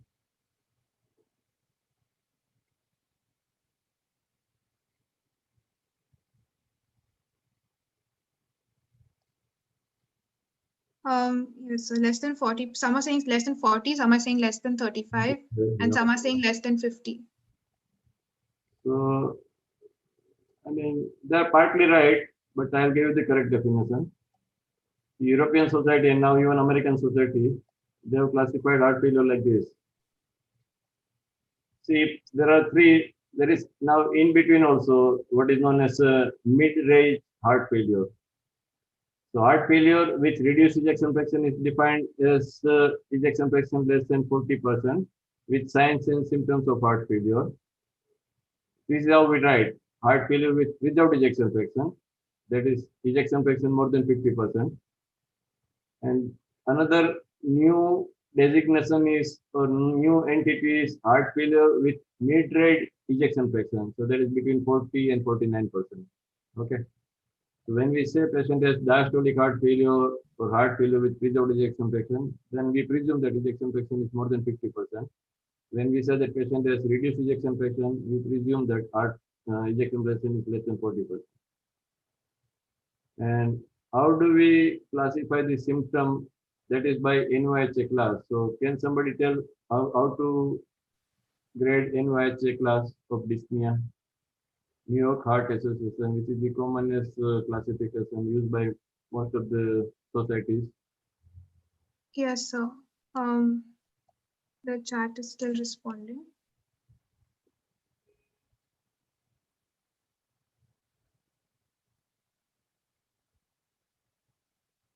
So by 11:20, we will move to the question and answer session since they have also asked some questions. Okay, fine. So So we'll go by the 11, okay.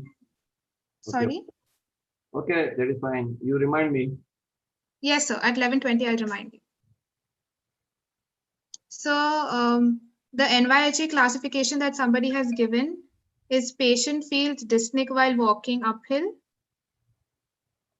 Um, and that is class 1. Then class 2 is level down on ground, then walking 100 meter, and then while doing routine activity. Okay. So that is partly correct, but there are some limitations also. So I'll tell you how to go about this actually.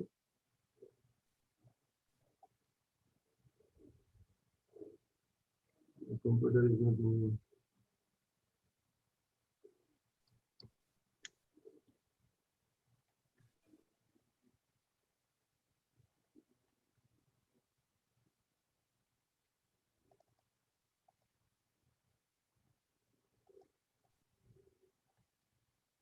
The class 1 means patient has no limitation.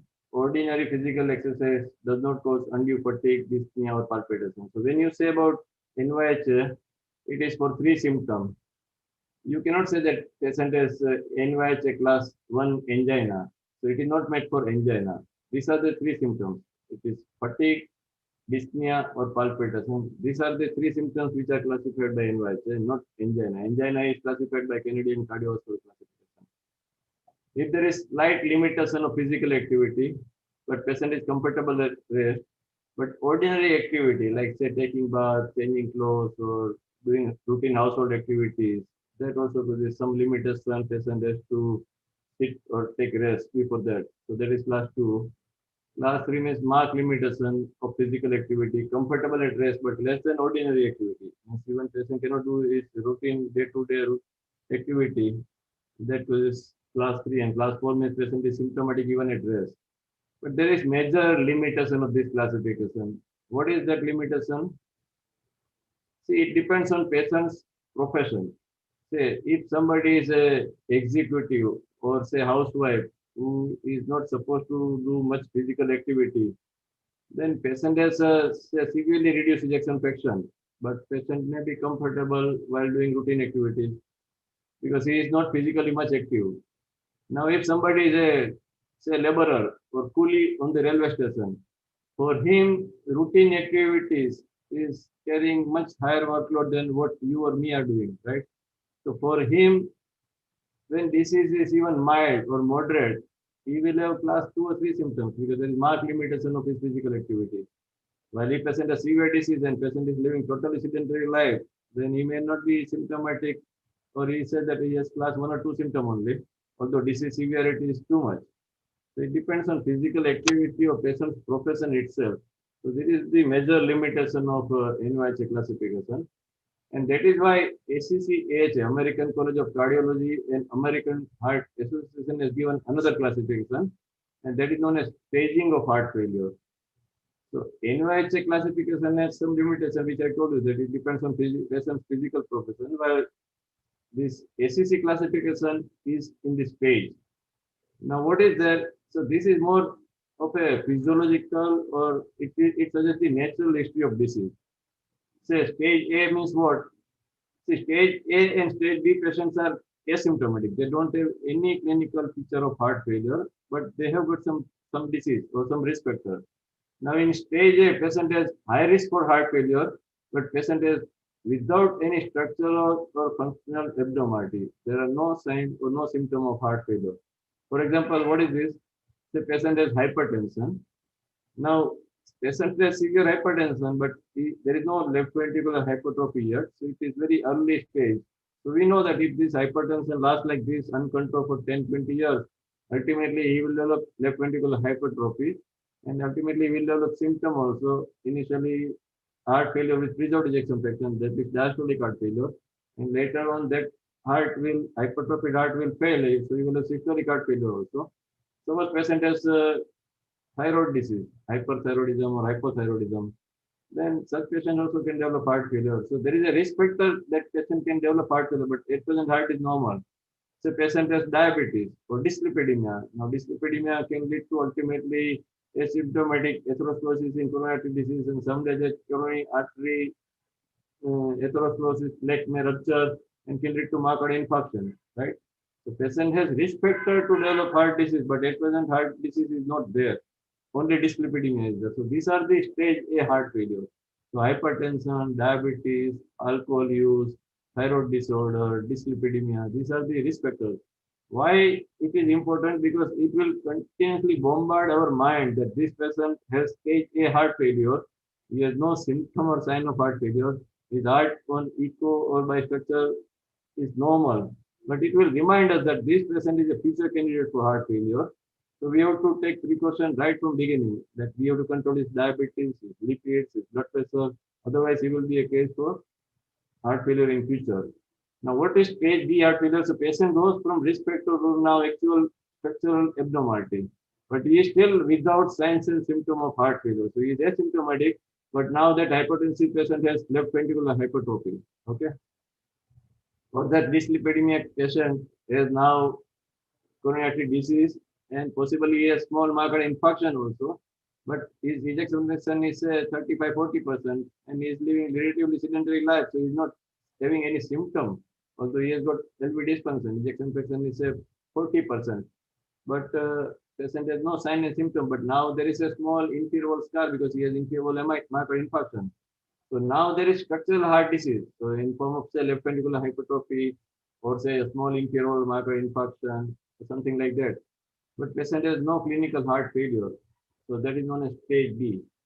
When patient becomes symptomatic, then he enters stage C. So now patient has symptomatic heart failure because of whatever etiology, and he has associated structural heart disease also. So that patient with myocardial infarction or LVH or diabetic cardiomyopathy or valvular heart disease ultimately will have symptomatic heart failure, so he goes to stage C. And when patient has advanced structural heart disease and marked symptoms of heart failure at rest despite maximal medical therapy, he needs repeated hospital admissions for worsening of heart failure. And ultimately, you give all medical therapy, and ultimately, he may end up with either device therapy or even heart transplant. So that is stage D. So this is a natural history of disease, starting from risk factor, asymptomatic structure anomaly of heart, to structural abnormality means scar or LVH or valvular disease, and then he becomes symptomatic, and then he has end-stage heart failure, means in spite of maximum therapy, patient remains symptomatic, and ultimately may end up with heart transplant. So this is stage ABCD, which is a gradual, progressive disease. So when we say that patient has stage A heart failure, means patient is asymptomatic and he is just at risk factor only, like having hypertension, diabetes, thyroid, dyslipidemia, atherosclerosis, history of rheumatic fever, but still valves are almost normal. Family history of cardiomyopathy, that is very important. Patient can have hypertrophic cardiomyopathy, patient can have dilated cardiomyopathy. These diseases are familial. Patient may have brother, sister, or parents with DCM. At present, he is in 20s and 30s. He is asymptomatic, but in later adulthood, he may develop heart failure. So family history is a risk factor, but our particular index patient is asymptomatic.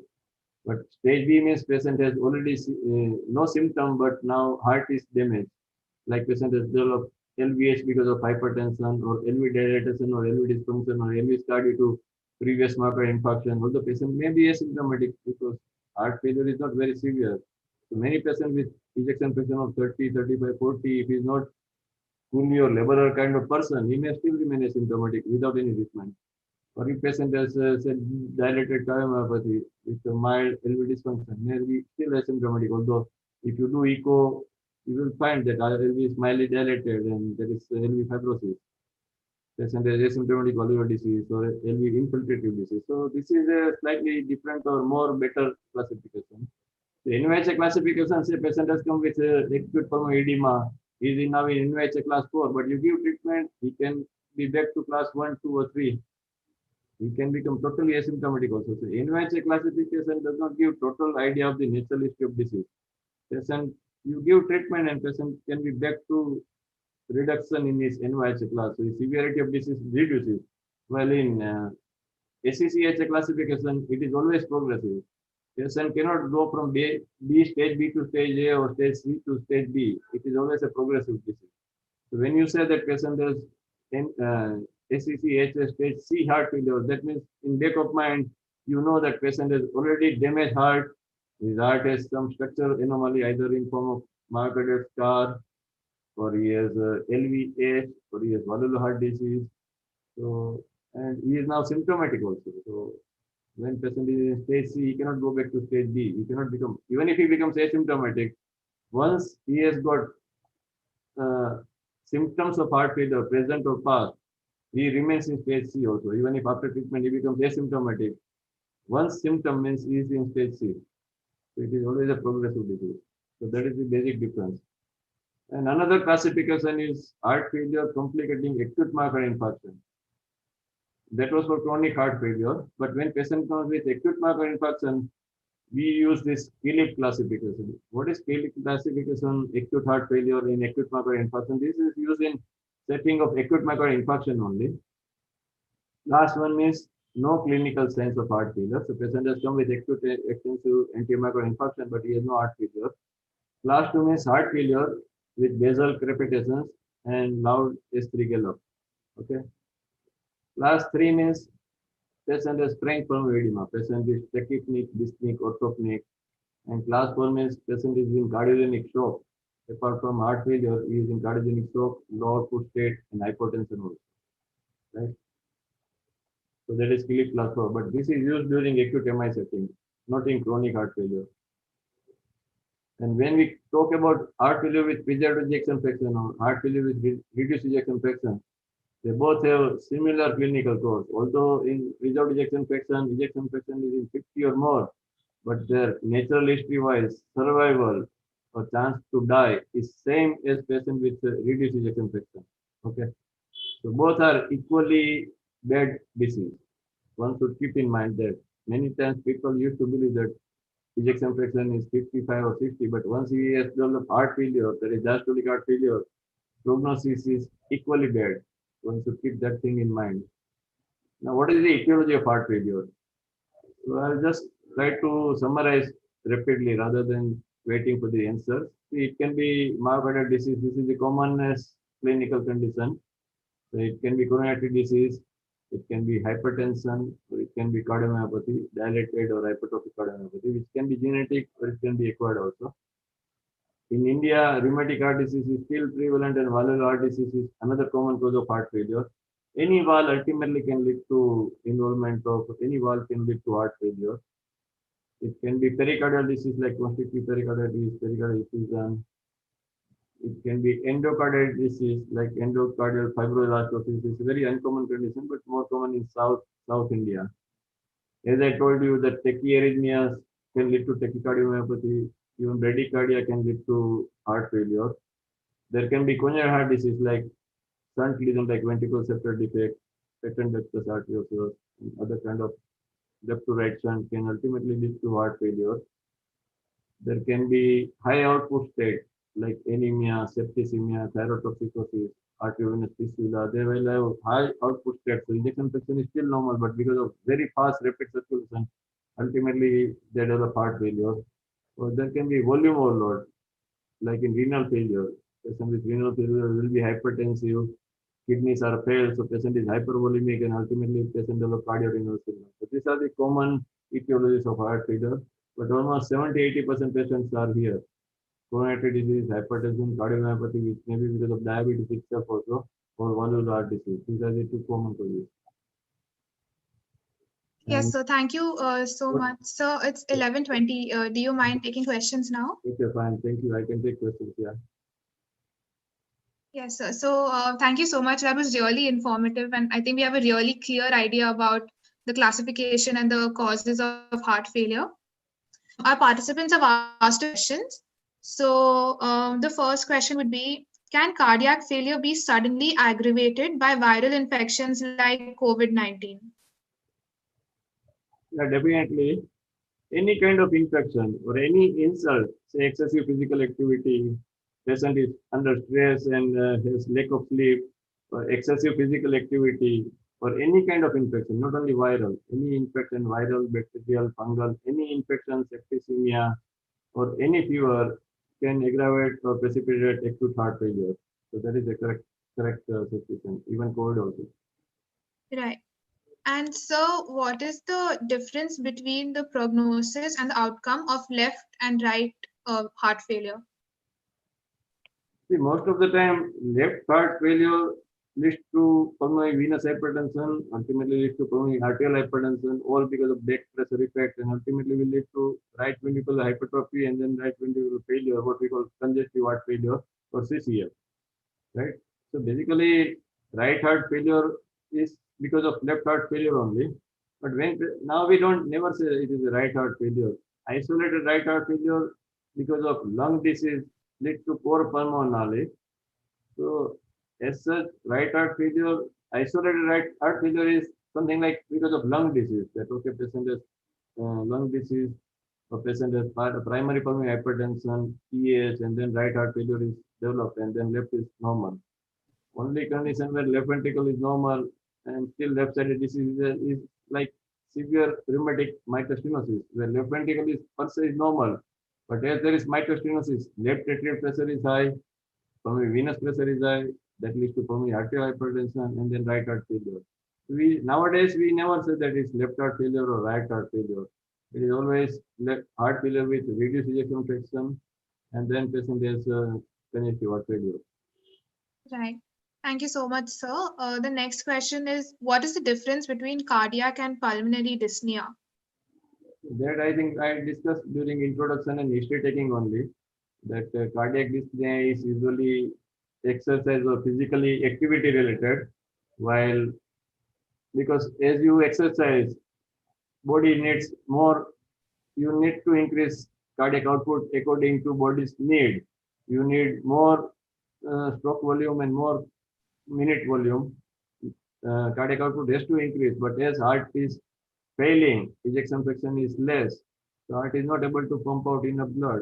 So it is always physical activity or dyspnea and exertion. Right. While respiratory dyspnea, lungs are at rest, also lungs are disease. So when patient has a respiratory cause, especially if it is a reactive airway disease like bronchial asthma, it can be paroxysmal also. Some things that somebody is allergic to pollen, and that kind of pollen has been inhaled, and patient will have immediately severe bronchospasm even at rest. And it is paroxysmal. Or out of blue, within 5 minutes, patient will be severely dyspneic, tachypneic, and he will be, I mean, craving for the oxygen or air. And as soon as he is given bronchodilator, immediately it is relieved. Well, cardiac dyspnea will not be relieved by bronchodilator, may get some benefit because there is always associated some bronchospasm during the acute pulmonary edema. But if he takes sorbitrate, he will be slightly better because sorbitrate or nitrate sublingual will reduce preload as well as afterload. So that is one part of treatment of heart failure. So when he takes nitrate sublingually, even if it is not ischemic heart disease, patient may still benefit by taking sorbitrate or nitrate sublingually because it reduces preload as well as afterload. While Yes. respiratory dyspnea will be responding to bronchodilator inhaler. Thank you, sir. Our next question would be, how can we clinically differentiate between heart failure associated with drugs and normal heart failure? That is by history only. If patient gives history then and then, so as I told you that all the drugs will not cause heart failure. Especially cancer chemotherapeutic agents are very important. And then alcohol abuse. These are the two most important toxins which are causes of heart failure in day-to-day clinical practice. So you should always take history for cancer chemotherapeutic agents. Very few toxins are there which are not seen in day-to-day clinical practice. So drug-induced heart failure is uncommon as such, unless there is alcohol abuse or history of a cancer chemotherapeutic agent, which patient will clearly tell you. It's Yes. very history only.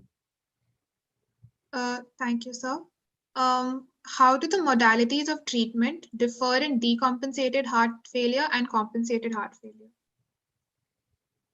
See, basically in heart failure, treatment is same. I mean, when the patient has chronic congestive heart failure, what are the treatment?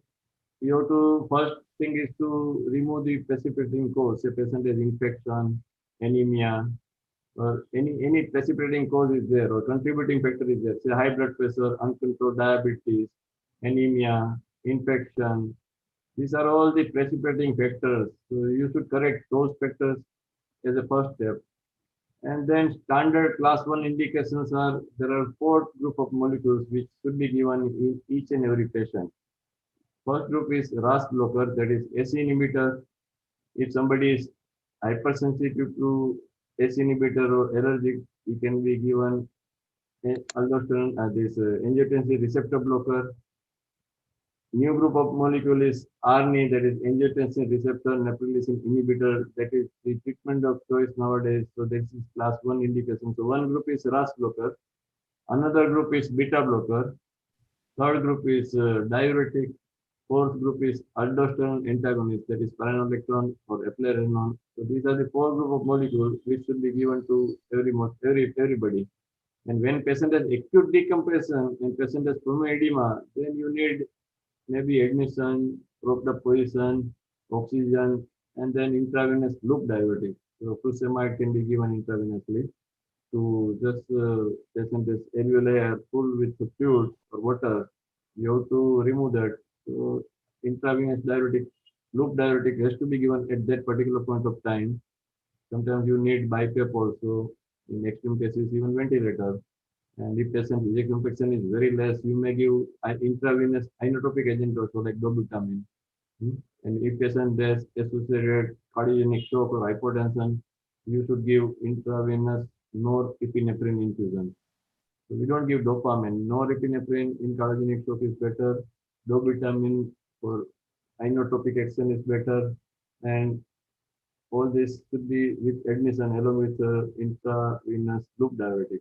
So that is acute management supported by oxygen precipitating cause infection is there, you give antibiotics, you control diabetes and BP also if they are high. And then chronic therapy is beta blocker, RAS blocker, that is AC inhibitor, ARB or RNA. RNA is preferable because they are far superior than AC inhibitor. You give aldosterone antagonist. What is the role of digoxin? Actually, digoxin should be, even if you use digoxin, if you have given all these three group of molecules, beta blocker, RAS blocker, and aldosterone antagonist, if patient is still symptomatic and needs repeated hospital admissions because of intermittent acute worsening, then digoxin is indicated. If patient has atrial fibrillation with fast ventricular rate, digoxin is still indicated.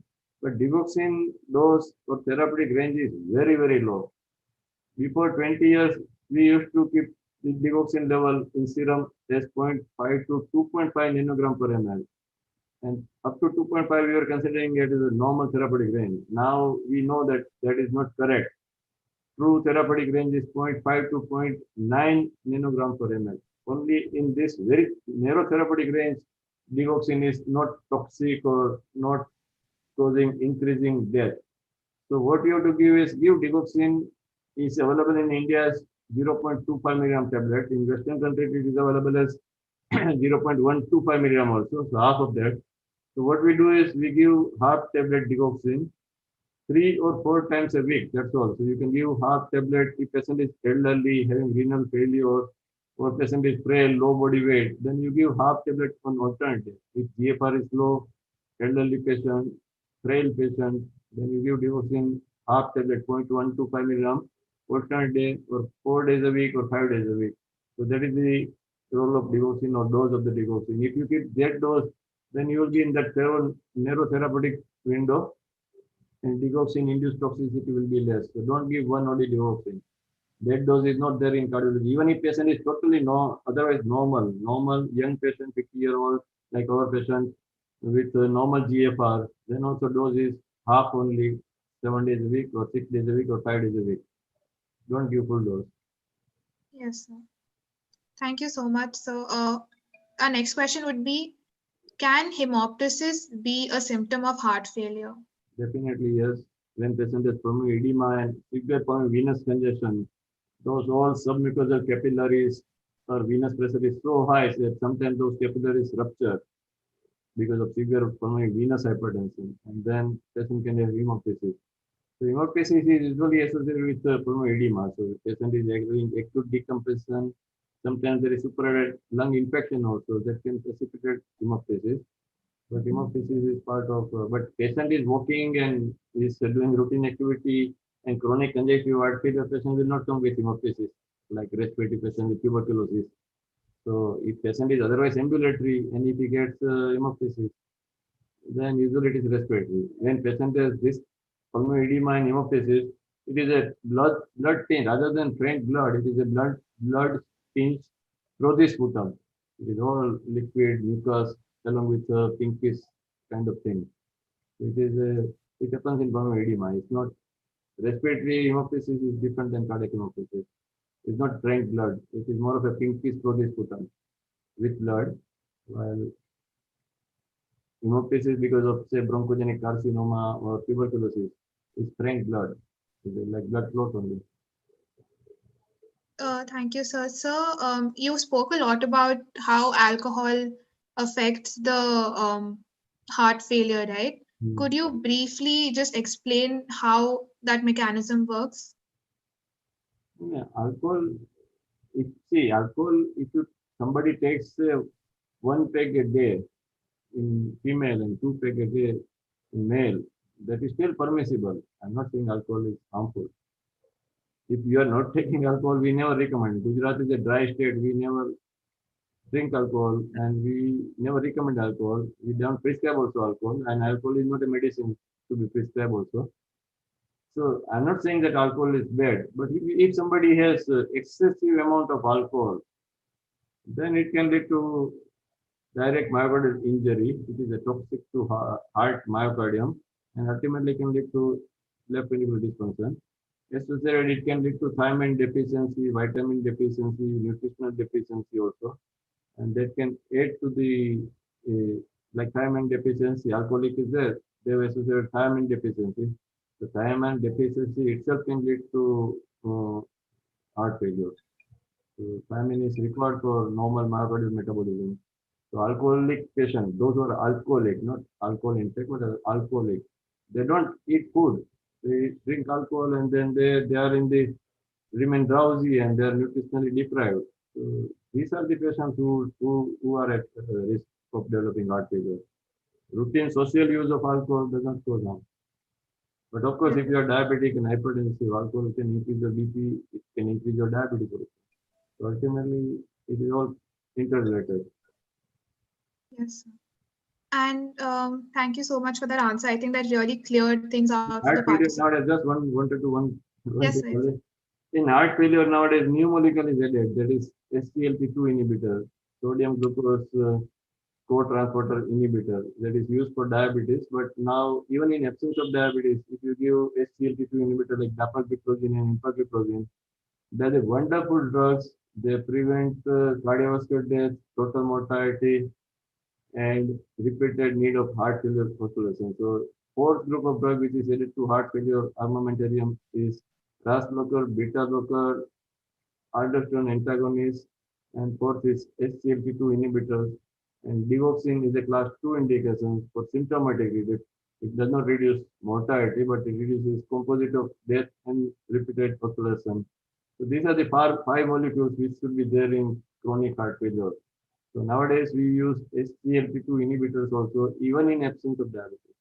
If patient has diabetes, there is additional benefit. It causes weight loss, it causes reduction in blood pressure, it improves your heart failure, repeated oscillation, and improves your cardiovascular mortality, it improves total cause mortality, all cause mortality also. So this is the new molecule which has been added in last 1 year. So that should be encouraged and should be given. It's available in India also. Thank you, sir. The next question would be, what would be the proper diagnosis for asymptomatic left ventricular systolic dysfunction, ALVSD, with normal ejection fraction? Basically, it's an interesting question and interesting diagnosis. So when we say that patient has heart failure with preserved ejection fraction, as I told that you should measure the SLC. You do echocardiography. Patient has dyspnea and exertion. You do echocardiography. Ejection fraction is 65-70%. There may be some left ventricular hypertrophy. BP may be slightly on higher side, but to label that this patient has heart failure with ejection fraction, you should do biomarker. Hmm? So you should do NT-proBNP level. If it is more than 125 nanogram per ml, NT-proBNP, then you should label that this patient has clinical symptoms of heart failure, his biomarkers are high, and his ejection fraction is more than 50%. So he has heart failure without ejection fraction. Even if say ejection fraction is whatever, mid-range also, then biomarkers should be high. In any patient, now NT-proBNP is more frequently used. It is useful for diagnosis. Once somebody has high NT-proBNP and you have started anti-heart failure treatment, and if NT-proBNP remains high, that means prognosis is bad. If NT-proBNP goes on reducing with treatment, then that patient will have better prognosis. So NT-proBNP is now useful for diagnosis of heart failure, systolic or diastolic. That is one. NT-proBNP is used for prognosis also of a heart failure, whether he will have better prognosis. It is useful to define the effect of treatment also of heart failure. That you are given treatment and patient NT-proBNP has gone down. That means your treatment is effective. So, and when patient was on chronic heart failure treatment, and now he has come with acute decompensation, then at that time you do NT-proBNP again. Suppose NT-proBNP is not very bad, that means his prognosis is still good.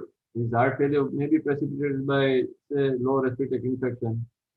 So he may improve immediately once you treat the precipitating cause. That is one thing. And before we close my session, I wanted to tell you one thing. As we Yeah. repeatedly told about viral infection, each and every patient with heart failure, or in fact any cardiac patient, should have prophylaxis for influenza vaccine and pneumococcal vaccine. So nowadays, these are the two vaccines which is part of heart failure treatment. Everybody should receive influenza vaccine once a year and pneumococcal vaccine once in 5 years. So that is now part of heart failure treatment because it not only causes repeated infection and repeated precipitations of heart failure of a compensated heart failure, it actually increases mortality also. Any influenza vaccine and influenza infection actually causes pro-inflammatory state, and those who have say asymptomatic coronary disease with minor atherosclerotic plaque in coronary disease, those plaques become active. There is inflammation in the plaque because of systemic pro-inflammatory state, and then those plaques rupture and patient may develop myocardial infarction also. So vaccination is very important, many times forgotten or neglected thing, but each and every patient with heart failure should receive vaccine. That should also be conveyed to each and every student. Yes, so for sure. So thank you so much for joining us. That was the last question. We're really grateful to you that you took out the time from your busy schedule to come and join us and help impart knowledge to all of our participants. And I'm sure your takeaway note about the vaccination was definitely well heard by all the participants. And we hope that you can come on board with us some other time too.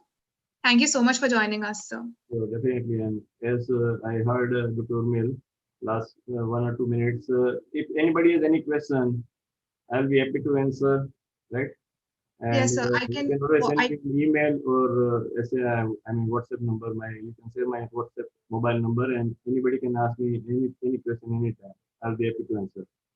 Yes, sir, for sure. Any heart failure, anything in cardiology. I am treating 1-day-old child to 100-year-old man, right from doing angioplasty to heart transplant also.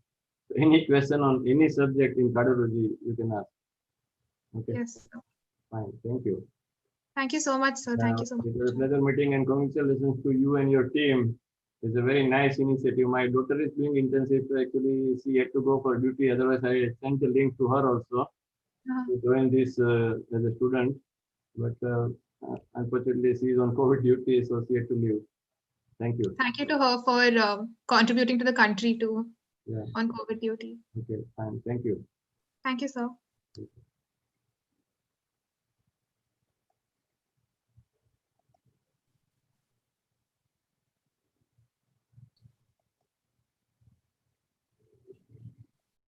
Uh, so we have Dr. Anish Saw now.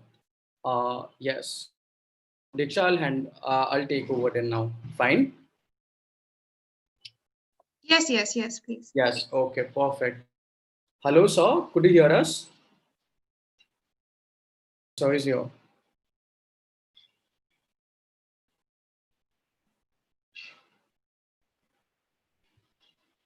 Hello, everyone. So we'll just move to our next speaker. So our next speaker is Dr. Anish Chandrana, born in historical place of Saurashtra, Gujarat, India in 1971.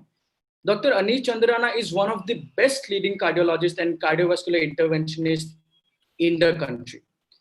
Dr. Anish Chandrana pursued his medical studies, that is MBBS and MD in internal medicine and DM in cardiology at Asia famous BJ Medical College, Ahmedabad. He had a brilliant academic career with gold medals at almost every level.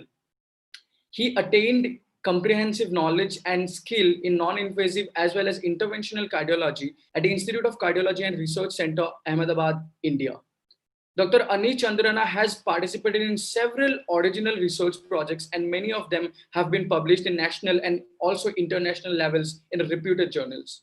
He has received several awards during his student tenure and also during his professional career. Dr. Anish Chandrana has traveled most parts of India and has created awareness in people about prevention and of cardiac diseases through lifestyle improvement. And to fulfill a social commitment of helping the needy, he has organized many diagnostic and therapeutic camps across the states of India. So we are very happy to have you on board with us, sir. Thank you so much for joining in. And we are really sorry for the technical issues that you faced while joining. Really sorry from our side. So you are on mute. You could unmute yourself, and the floor is now for you, sir. Thank you so much. Sure. Thank you very much. And very happy to have a kind introduction from your side. At the outset, let me say that I'm quite pleased to be associated with this very dynamic association. And yesterday, as I talked, I will be always helpful and would be pleasure for me to be with youngsters to teach them, to learn something from them.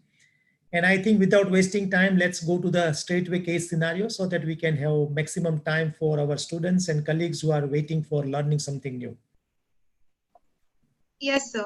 So I'll just introduce the case. So I'll be acting as the patient, and I am a 45-year-old male, Mr. Kailash, who's a school teacher, and I am coming to you for just a routine health checkup.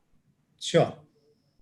Okay, so I'm just going to start now. So my daughter, who is studying MBBS, has urged me to get a health checkup.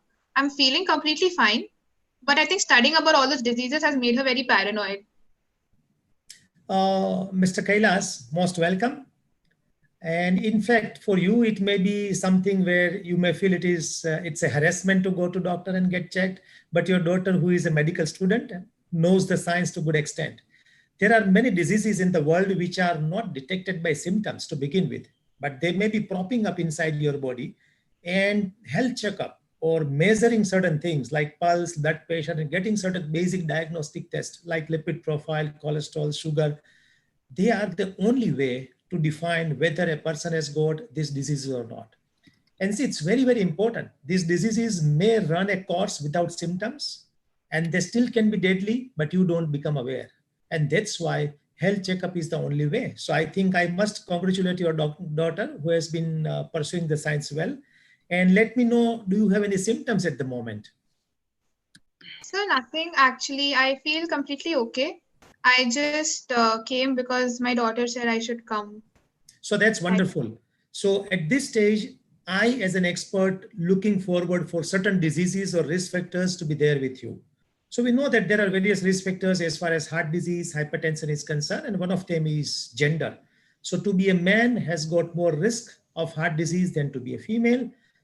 Second is age. For the world, if you cross age of 55, you are called as a person with high risk. But in India, since we are a country with many young people having heart disease, even 45 years is considered an age beyond which the risk starts. So already there are two non-modifiable risk factors with you. Let me ask you one question. Do you have any family members affected by heart disease or stroke or diabetes or blood pressure?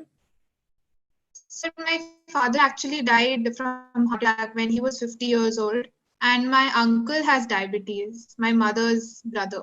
Oh, so that's altogether becomes the third risk factor. So those who are listening to this particular case, let me explain them. The person who enters my chamber for health checkup, who seemingly says there's no problem, has already three risk factors with him. One is gender, that is male, 45 years, that is the cut mark age beyond which the heart disease starts increasing. And third point, which is more important, that there is a strong family history of cardiovascular metabolic disease. In family, there may be a history of ischemic heart disease or heart attack or stroke or diabetes, but roughly they all are the same disease. Now they are called as cardiovascular renal metabolic disease. So there are three non-modifiable risk factors. So for the students who are witnessing this case, let me ask a question. What are the other risk factors or diseases I would like to find out through a proper evaluation, clinical as well as diagnostic in this patient? Anybody can answer me what I'm looking for? Sir, so your voice will reach them just 30 seconds after some time. Yes. So I will let you know as soon as they start replying. Perfect.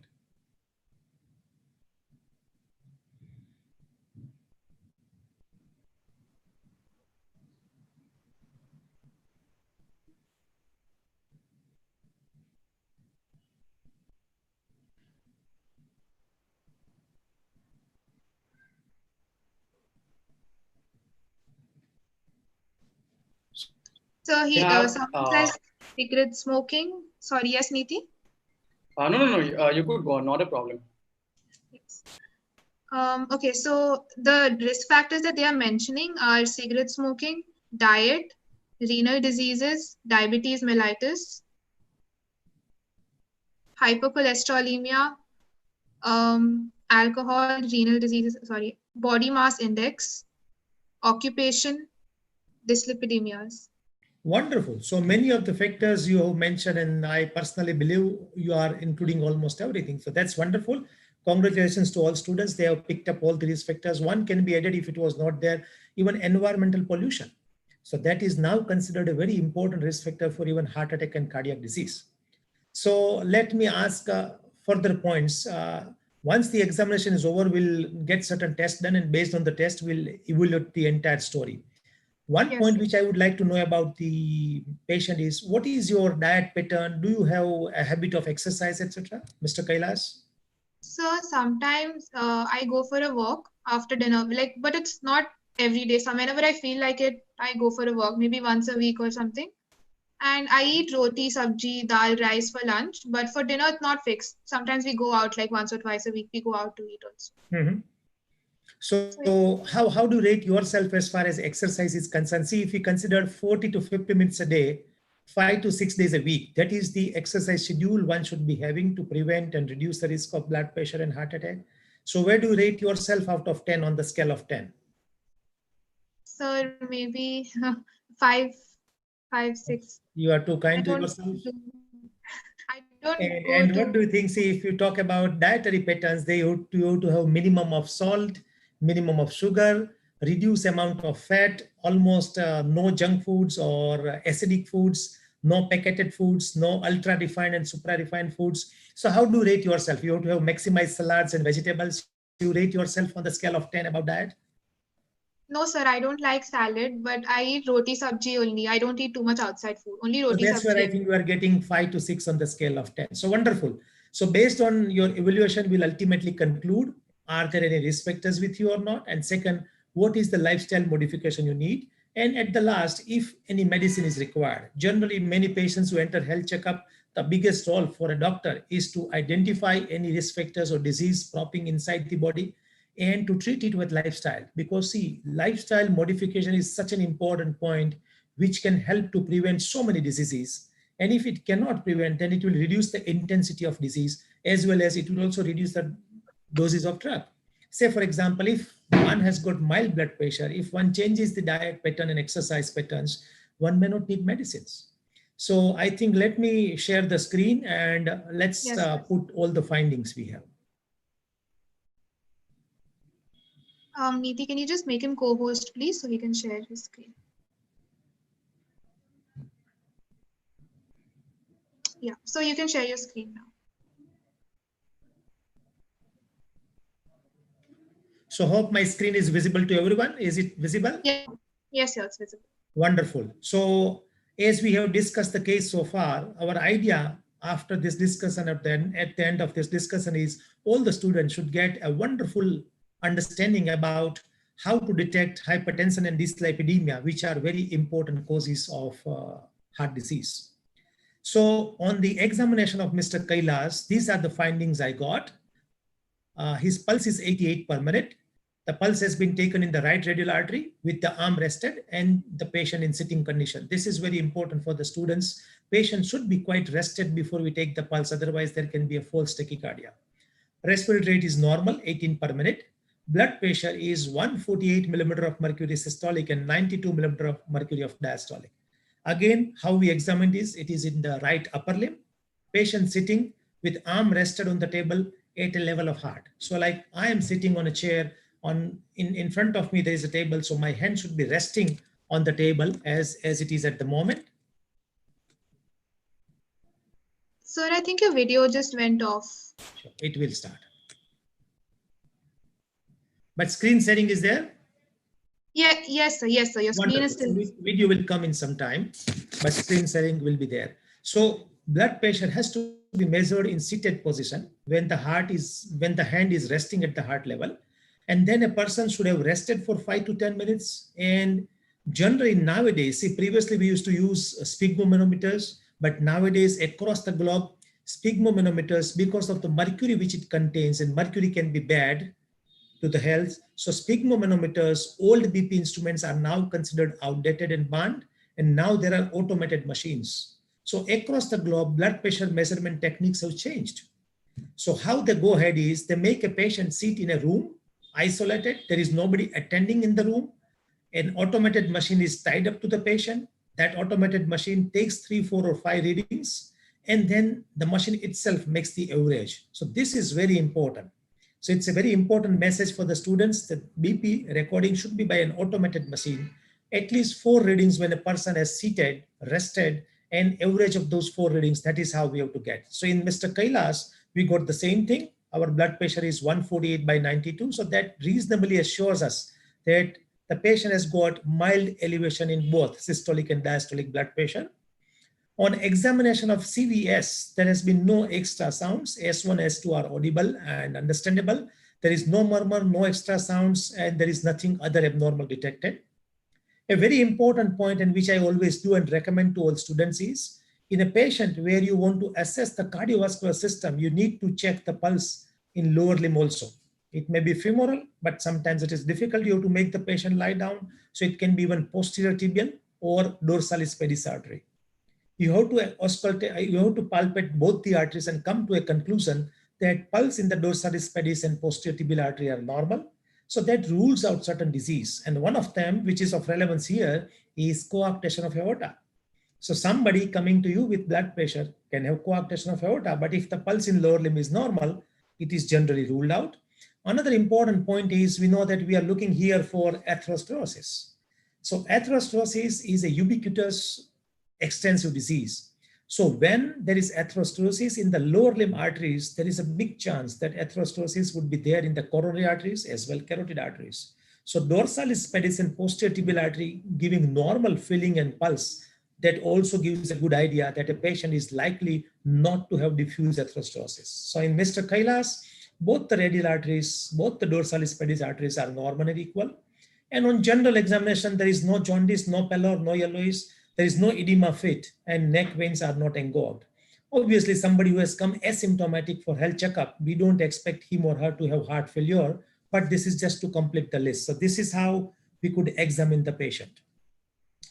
Now, taking the story of detecting blood pressure, cholesterol, diabetes when a person is asymptomatic is extremely important. If you look to the cardiovascular disease, and one disease was discussed to you in the previous lecture, that is heart failure. So if you look to any kind of cardiovascular disease, the disease doesn't erupt on day one.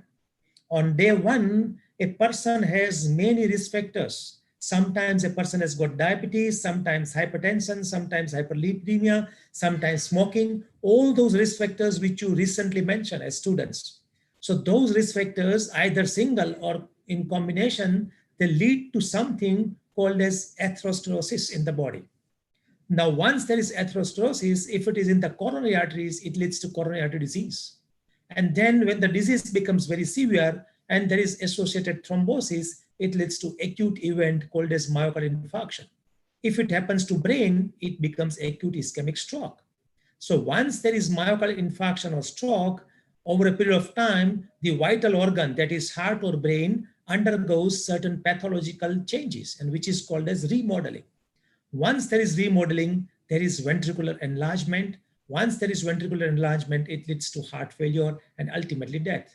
So before a person develops heart failure, if you look to the molecular level or cellular level, a person has made a long history. Many times you come to know that somebody died suddenly because of heart failure, or somebody died suddenly because of heart attack. So if you are a medical student who knows this history called as cardiovascular continuum, you will be sure that myocardial infarction or heart failure is not a sudden event. There are many years before which myocardial infarction or heart failure could have been detected. If a patient goes to the doctor and picks up the risk factors, and if those risk factors are treated well, myocardial infarction and heart failure will be prevented. So it's very important for all of us that we have to work at this level. And you know that when you treat a patient at myocardial infarction, you have already lost something. When you treat a patient of heart failure, you have already lost something. So the best way to treat people is at the level of risk factors. The most cost-effective way to treat people is at the level of risk factors. And this is here only you can treat large number of patients. If you look to the capacity of our country to treat heart failure patients, it's not there. But if you look at the capacity to treat people with diabetes and blood pressure, it's there because this is less resource intensive. While a patient of heart failure needs a very high amount of resources, and all the countries do not have adequate resources. You know that recently in COVID epidemic, most of the affluent countries also failed to treat large number of patients of COVID who came to the system all of a sudden. So pick up the patients early through detection of risk factors. So this is importance of health checkup. Now, Mr. Kailas, we could understand, has got blood pressure elevation. Systolic BP was 148, diastolic BP was 92. Now, if I ask you, what is the definition of blood pressure? Can you tell me at what cutoff point we consider somebody as hypertensive? My question to students. Yes, sir. 30 seconds.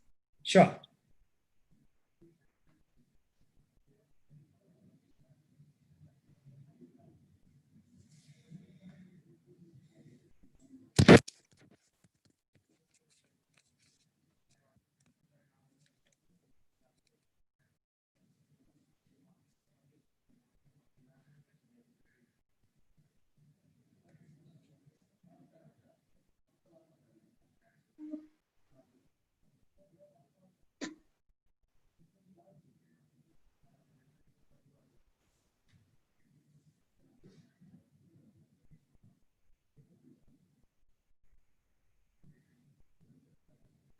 So the answers are coming in now.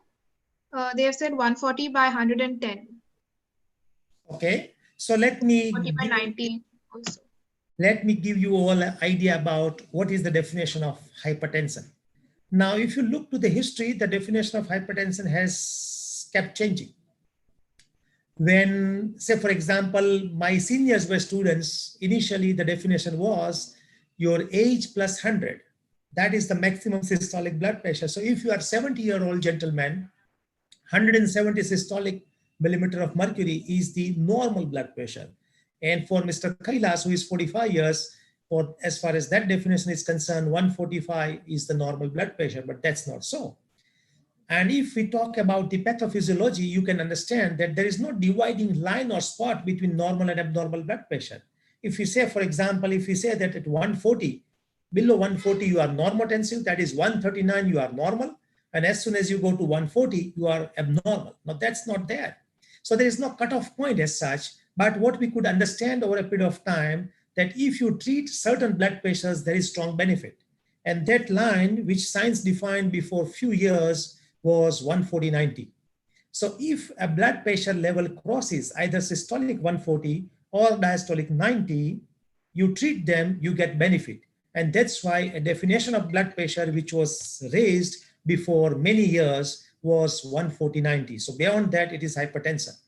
But in last 10 to 15 years, with the help of research, we could understand a lot of important points. And look at here. What we could understand before 10 to 15 years is, with each 20 millimeter increase in systolic blood pressure, or with each 10 millimeter mg increase in diastolic blood pressure, risk of cardiovascular mortality or risk of death because of heart attack and stroke doubles. And this starts from systolic BP of 115 or diastolic BP of 75. Let me explain you. Here is a gentleman whose systolic BP is 115/75. So now that gentleman goes to have a blood pressure of 135/85, say for example, after 10 years. So as far as definition of hypertension is concerned, still he is in normal tension phase, but his risk of cardiovascular death has already doubled. Now, if you take your 135/85 to 155/95, that is further 20 millimeter increase in systolic and further 10 millimeter increase in diastolic, the risk has gone further doubled. So is the story. So it's very, very important, and a very important convincing finding through research we could obtain, that risk of heart attack, stroke and death because of them doesn't start at 140/90. It starts at systolic BP of 115 and diastolic BP of 75. And with each 20/10 increase, the risk doubles. Now, this is very, very important to understand and see. As a student, when you will go up, you will make it more clear.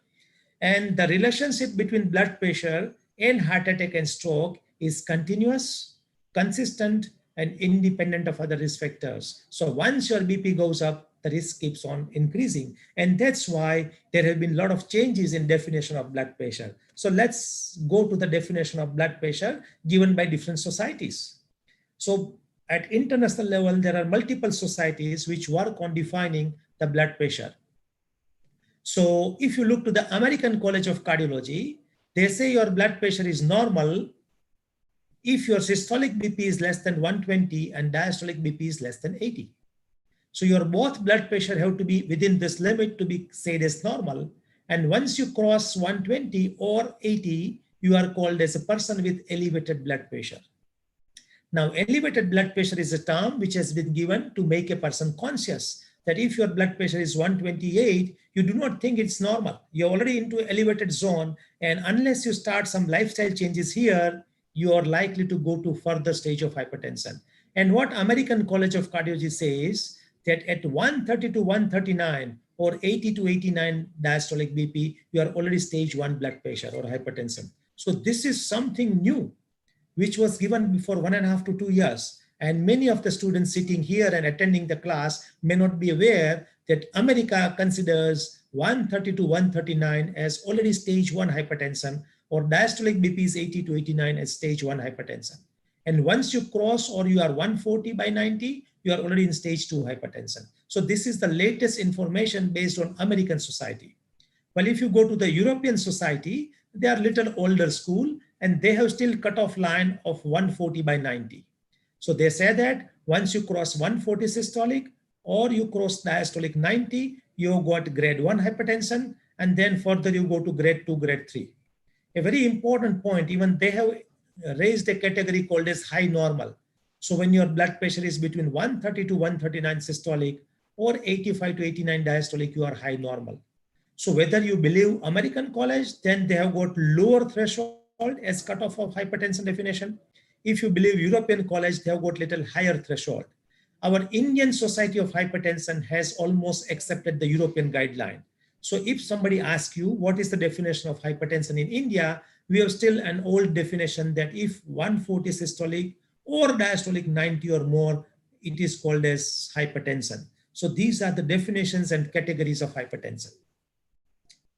Now, very important point and a question which I would like to ask the students here. What is white coat hypertension? Anybody can answer? Yes, sir. 30 seconds, or do you want me to just answer? Let's have 30 seconds. Yes, sir.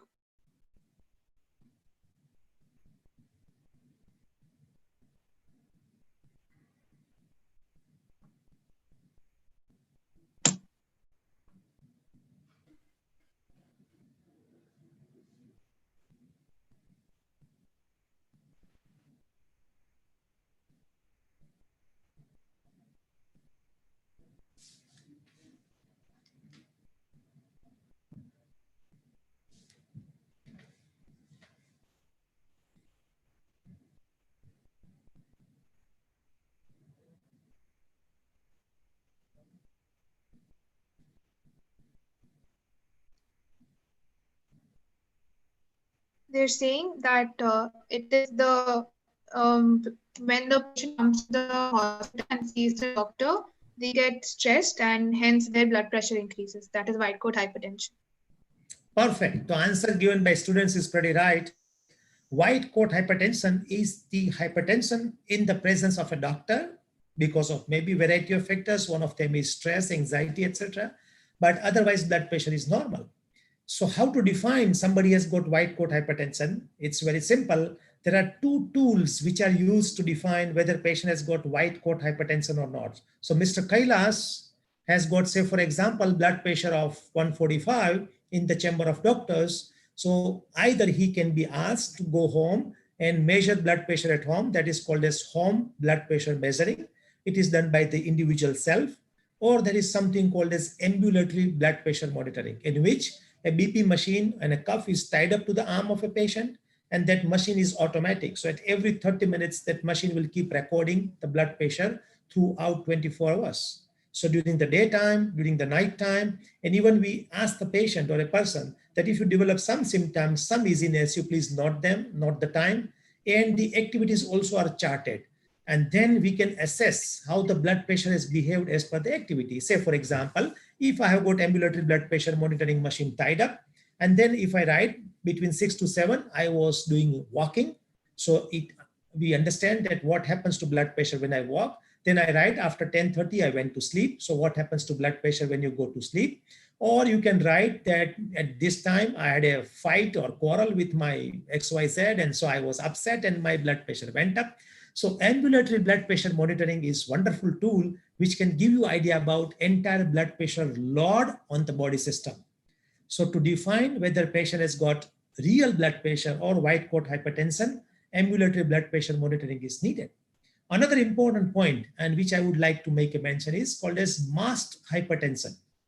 That is exactly reverse than white coat hypertension, in which a person comes to doctor, at that time blood pressure is normal, but blood pressure at home is high. Now, why? That can be generally because of the medications. Say, for example, a patient has taken a medicine of blood pressure, which is short acting at 8 a.m. in the morning, and patient comes to me at 10 a.m. So at 10 a.m., that medicine is working. The serum level of that medicine is good. So at 10 a.m., when patient comes to me, blood pressure is controlled. But the biological half-life of that medicine is 3 hours. So after 6 hours, the effects will not be there. So 8 ml medicine was consumed, but now patient doesn't take the medicine at 2 p.m., the second dose. So at 4, 5, or 6 p.m., his or her blood pressure will be high. So that is called as masked hypertension. How to detect masked hypertension? Quite easy, but interesting. That ambulatory blood pressure monitoring will surely help us. The another important point is we need to look for the end organ damage. If a patient has already got left ventricular hypertrophy on ECG, or if patient has got proteinuria, or if patient has got retinopathy and blood pressure is normal, that's where we have to doubt that end organ damage is already there. So this person might have high blood pressure, but it is mass. But my idea here for the students is to make them understand that there is a very important role of home BP monitoring as well as ambulatory blood pressure monitoring. So this Mr. Kailas, we investigated and we found certain important results. So there are certain tests which are must for every person who has got high blood pressure. And these are the tests we do in health checkup for most of the people. So for Mr. Kailas, who has no symptoms, has mild elevation of blood pressure on checking, we did following test, and what was found is these are the results. So sometimes a person may ask you a question that I don't have symptoms, I have got mild blood pressure, why did you check me for all these investigations? Because all these investigations do impose a cost and they lead to certain process, they lead to blood drawing. So many times people have opposition against getting blood checked. So it's very, very important to understand that even asymptomatic person who has got mild BP, we need to check this because two things. Number one, we need to check what is the cardiovascular risk of a person. And second, sometimes there is something called a secondary hypertension. You all know that out of 100 people who come to you with blood pressure, roughly 95% would have essential or primary hypertension. That's where they don't have any basic disease process within the body. It's a generalized point. While 5% people roughly would have something seriously wrong with the body system, and which we'll discuss. So these are the results. We did ECG of Mr. Kailas and it was sinus rhythm, rate was 88 per minute, but there are evidences of left ventricular hypertrophy. So if you look to the QRS complex, the QRS complex are heightened in the ECG of Mr. Kailas. Random blood sugar was done. It was 126 milligram per deciliter. And we are also getting elevation of glycated hemoglobin. So what is glycated hemoglobin? Glycated hemoglobin is a marker which gives you idea about the average level of sugar in the blood in last 3 months. So many times a person comes to you where you don't know the food status. Somebody has taken meal, somebody has been fasting, somebody has taken 4 gulab jamuns, somebody has not taken anything, somebody has taken just cup of skim milk. So at that time, if you draw the blood, sugar may be variable. If you take a cup of tea with sugar and you get the blood test done, your sugar may be 250 immediately after 10 to 15 minutes, but you may not be diabetic. So this glycated hemoglobin or GHbA1c is a test which is irrespective of your fasting or food status. It gives you idea about your average sugar of last 3 months, and it should be less than 6. So here it is 7.4. So that means the average sugar of Mr. Kailas in last 3 months has been high on occasions. Hematocrit, that is complete blood count, is done. Hemoglobin is 12 gram percentage. The WBC count is 7,600. Rest is normal. Electrolytes is very, very important in a patient of blood pressure. Potassium level is normal, 4.5. Sodium level is also normal. Potassium is very important in a person with blood pressure. See, if you look to the historically and epidemiologically, lower the potassium, more the chance of high blood pressure. And higher the potassium, less the chance of blood pressure. And that's why if you look to the dietary guidelines, they always tell you to avoid cardiac disease and blood pressure, you should keep eating citrus fruits, oranges, sweet limes, lemons, berries, etc. So higher the potassium, less the chance of blood pressure. Another point, there are certain medications which are used to treat blood pressure. They also alter your potassium. Certain medicines, say for example, diuretics, they reduce your potassium, while certain medicines, say for example, RAS blocking drugs, they increase your potassium. So potassium level is very important in people with blood pressure. Serum creatinine, extremely important, because if a person has uncontrolled blood pressure for so many years, the serum creatinine level goes up because of the kidney damage. Here creatinine is normal. And there is something, a parameter called as estimated GFR, glomerular filtration rate. We measure in every patient, and that's very, very important. Here it's normal. Anything more than 90 is called as normal, and that's where kidney disease is not there. Serum calcium is normal. A very alarming point which is seen here is lipid profile. Look to the lipid profile of Mr. Kailas, who says, I don't have any symptoms, and rightly so. The total cholesterol value is 246. Triglyceride is 150. LDL cholesterol is 185 milligram per deciliter. HDL is 34 milligram. And what I have mentioned here is non-HDL cholesterol. So if you look to the all values, total cholesterol, triglyceride, LDL cholesterol, and HDL cholesterol. So we all know that LDL cholesterol is the worst kind of cholesterol This is the cholesterol which leads to deposition of fat inside the coronary arteries and various arteries. This is the cholesterol which is responsible for ischemic heart disease. This is the cholesterol which is responsible for heart attack and stroke. So that is the worst, bad LDL cholesterol. While HDL cholesterol is good, higher the values of HDL cholesterol, it's better. Here it is low. You should have at least 45 milligram percentage of HDL cholesterol to have less heart attack risk. And a very important parameter, and which is derived from this, is called as non-HDL cholesterol. What is non-HDL cholesterol? That is total cholesterol minus HDL cholesterol. So 246 minus 34, that is 212. So LDL cholesterol is very bad. Non-HDL cholesterol is equally bad, because this is all kinds of sum of bad cholesterol present in your blood. So this is total cholesterol minus good cholesterol. So this is the sum total of bad cholesterol, which is very, very high in Mr. Kailas. And see, needless to say that if you look to the family history of Mr. Kailas here in this case, what was told was the father had heart attack at the age of 50 years. Maybe in olden days, they didn't check lipid profile, but I'm very sure looking to this lipid profile, even father would have dyslipidemia and elevation of cholesterol, but it was undetected. Now, with the help of science, with the help of health checkup, we could detect this high level of cholesterol in Mr. Kailas. And I'm very sure with the help of lifestyle modification and some medications, we'll change this lipid profile and blood pressure, and we'll be able to give good quality and quantity of life to Mr. Kailas. On urine analysis, there is no proteinuria, because proteinuria is a hallmark of kidney damage. TSH, thyroid stimulating hormone, is a necessary part of test, and that is normal. There are certain optional tests which we can carry out, and which did we in Mr. Kailas. So echocardiography is normal here, except for the fact that Mr. Kailas has got already left ventricular hypertrophy.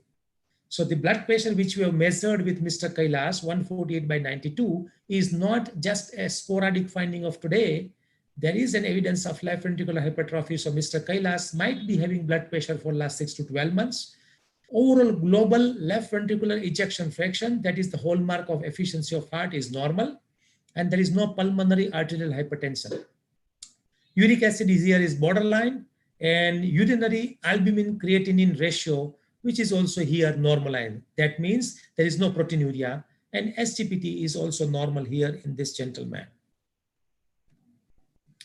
So as I talk to you, 95% of people would have essential hypertension, but there is a small number of people, that is 3 to 7% of people, who present with blood pressure and they have got something strongly wrong with their body system. So, sorry, I just wanted to interrupt you a little. At 12:20, we have a lot of questions coming in from the participants. So after this slide, can we move to the question answer session? Sure. Very good. That is something which we invite. So there are so many things. See, person can have a wrong with the kidneys, or kidney disease and renal artery stenosis can lead to secondary blood pressure, or sometimes thyroid disease can lead to blood pressure. Endocrinal conditions like Cushing syndrome or pheochromocytoma can lead to high blood pressure. Obstructive sleep apnea can lead to high blood pressure. Excess of alcohol and smoking can lead to high blood pressure. So if you doubt, then we can go for all these testings. So coming to sort of cholesterols, again, the guidelines of cholesterols have kept on changing. So previously we used to believe that LDL cholesterol of 180 and total cholesterol of 300 are normal. But now we believe ideal level of LDL cholesterol should be less than 70. Ideal level of LDL cholesterol should be less than 70, and total cholesterol should be no more than 150 in every individual. And ideal level depends on the overall risk of a person. And that's why even treatment guidelines have varied. Let me give you some small example where the world has reached in 2020. So in 2020, world says that your LDL cholesterol limit should be based on the kind of risk you are having. How the risk is assessed? Risk is assessed based on the risk factors. If you have got 2 to 3 risk factors, like Mr. Kailas has, Mr. Kailas has got high blood pressure, Mr. Kailas has got dyslipidemia, Mr. Kailas has got sugar elevation. So Mr. Kailas has got reasonably high risk of cardiovascular disease, that is heart attack and stroke. And that's why in Mr. Kailas, the LDL level has to be less than 70. That is how we have to chase. And if you look to extreme high risk group, who are they? These are the people who already got atherosclerotic cardiovascular disease. These are the people who already got heart attack and stroke. Here, your ideal LDL cholesterol has to go to less than 50 or even 30. So now science is thinking and chasing to LDL cholesterol to lower and lower levels. A very important point before we end is lifestyle modifications is very, very important to treat or to help treat blood pressure and dyslipidemia. Obviously, when needed, we have to add medications. Also, what are the lifestyle modifications? Weight reduction. When you reduce overweight, which you have, then per 10 kg weight loss, 10 to 20 millimeter of mercury systolic blood pressure is reduced. You add up DASH diet. What is DASH diet? That is less in salt, less in sugar, less in fats, but more in fruits and vegetables. So that diet helps you to reduce blood pressure and cholesterol. Restrict sodium intake and your blood pressure will be controlled. Regular physical activity, 40 to 50 minutes, does help you to reduce blood pressure in addition to yoga and pranayam.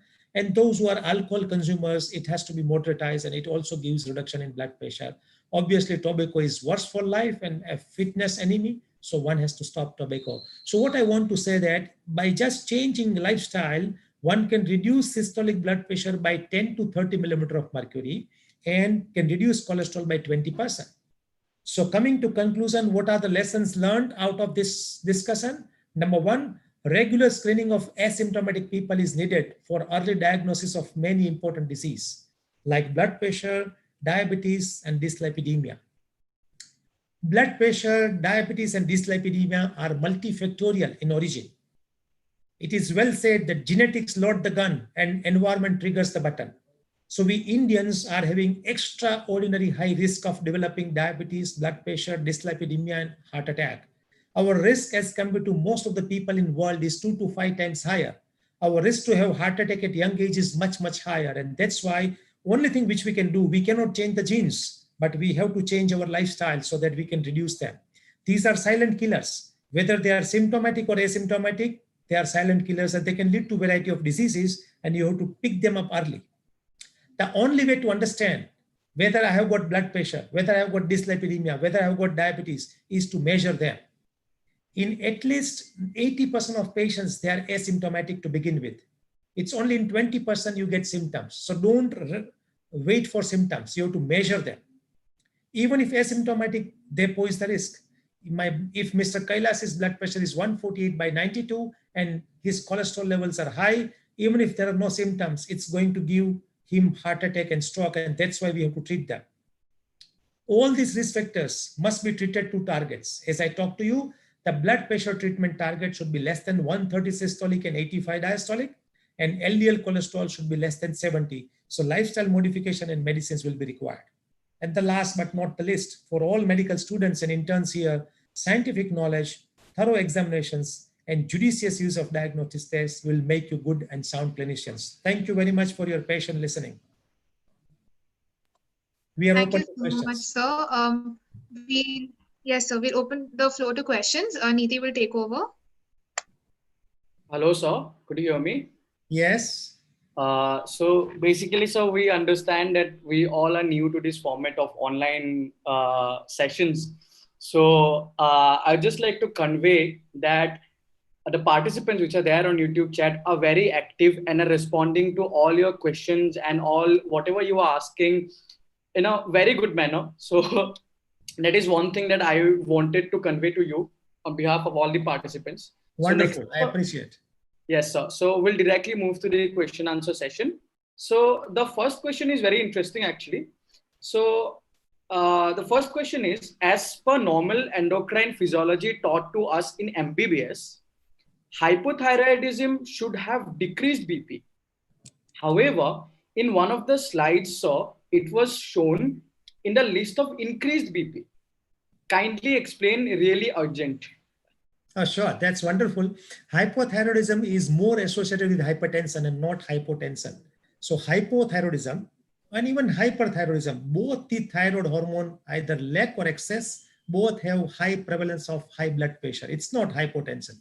Hypothyroid and hyperthyroid both can give rise to high blood pressure. So both are associated. In fact, they are important secondary causes of high blood pressure and they coexist many a times. So we have to check for thyroid level in every patient of high blood pressure. Okay, sir. Thank you. We had 2-3 more questions on the same line. So I guess all the people who asked questions in the same line would have got the answer. So moving to the next question, sir. What is the diagnosis for a patient in his early 20s with high diastolic pressure, that is above 90 mmHg, and slight high systolic blood pressure, 132 mmHg, and mostly only the diastolic blood pressure is high? Wonderful. See, this is what exactly the physiology is. If you take people with high blood pressure, there is something called as age cutoff. Those who are hypertensive with age less than 45, it's the diastolic blood pressure which is a more concern. And as you age more than 45, your systolic blood pressure starts keeping up, and then age of 65, after which it is only isolated systolic hypertension.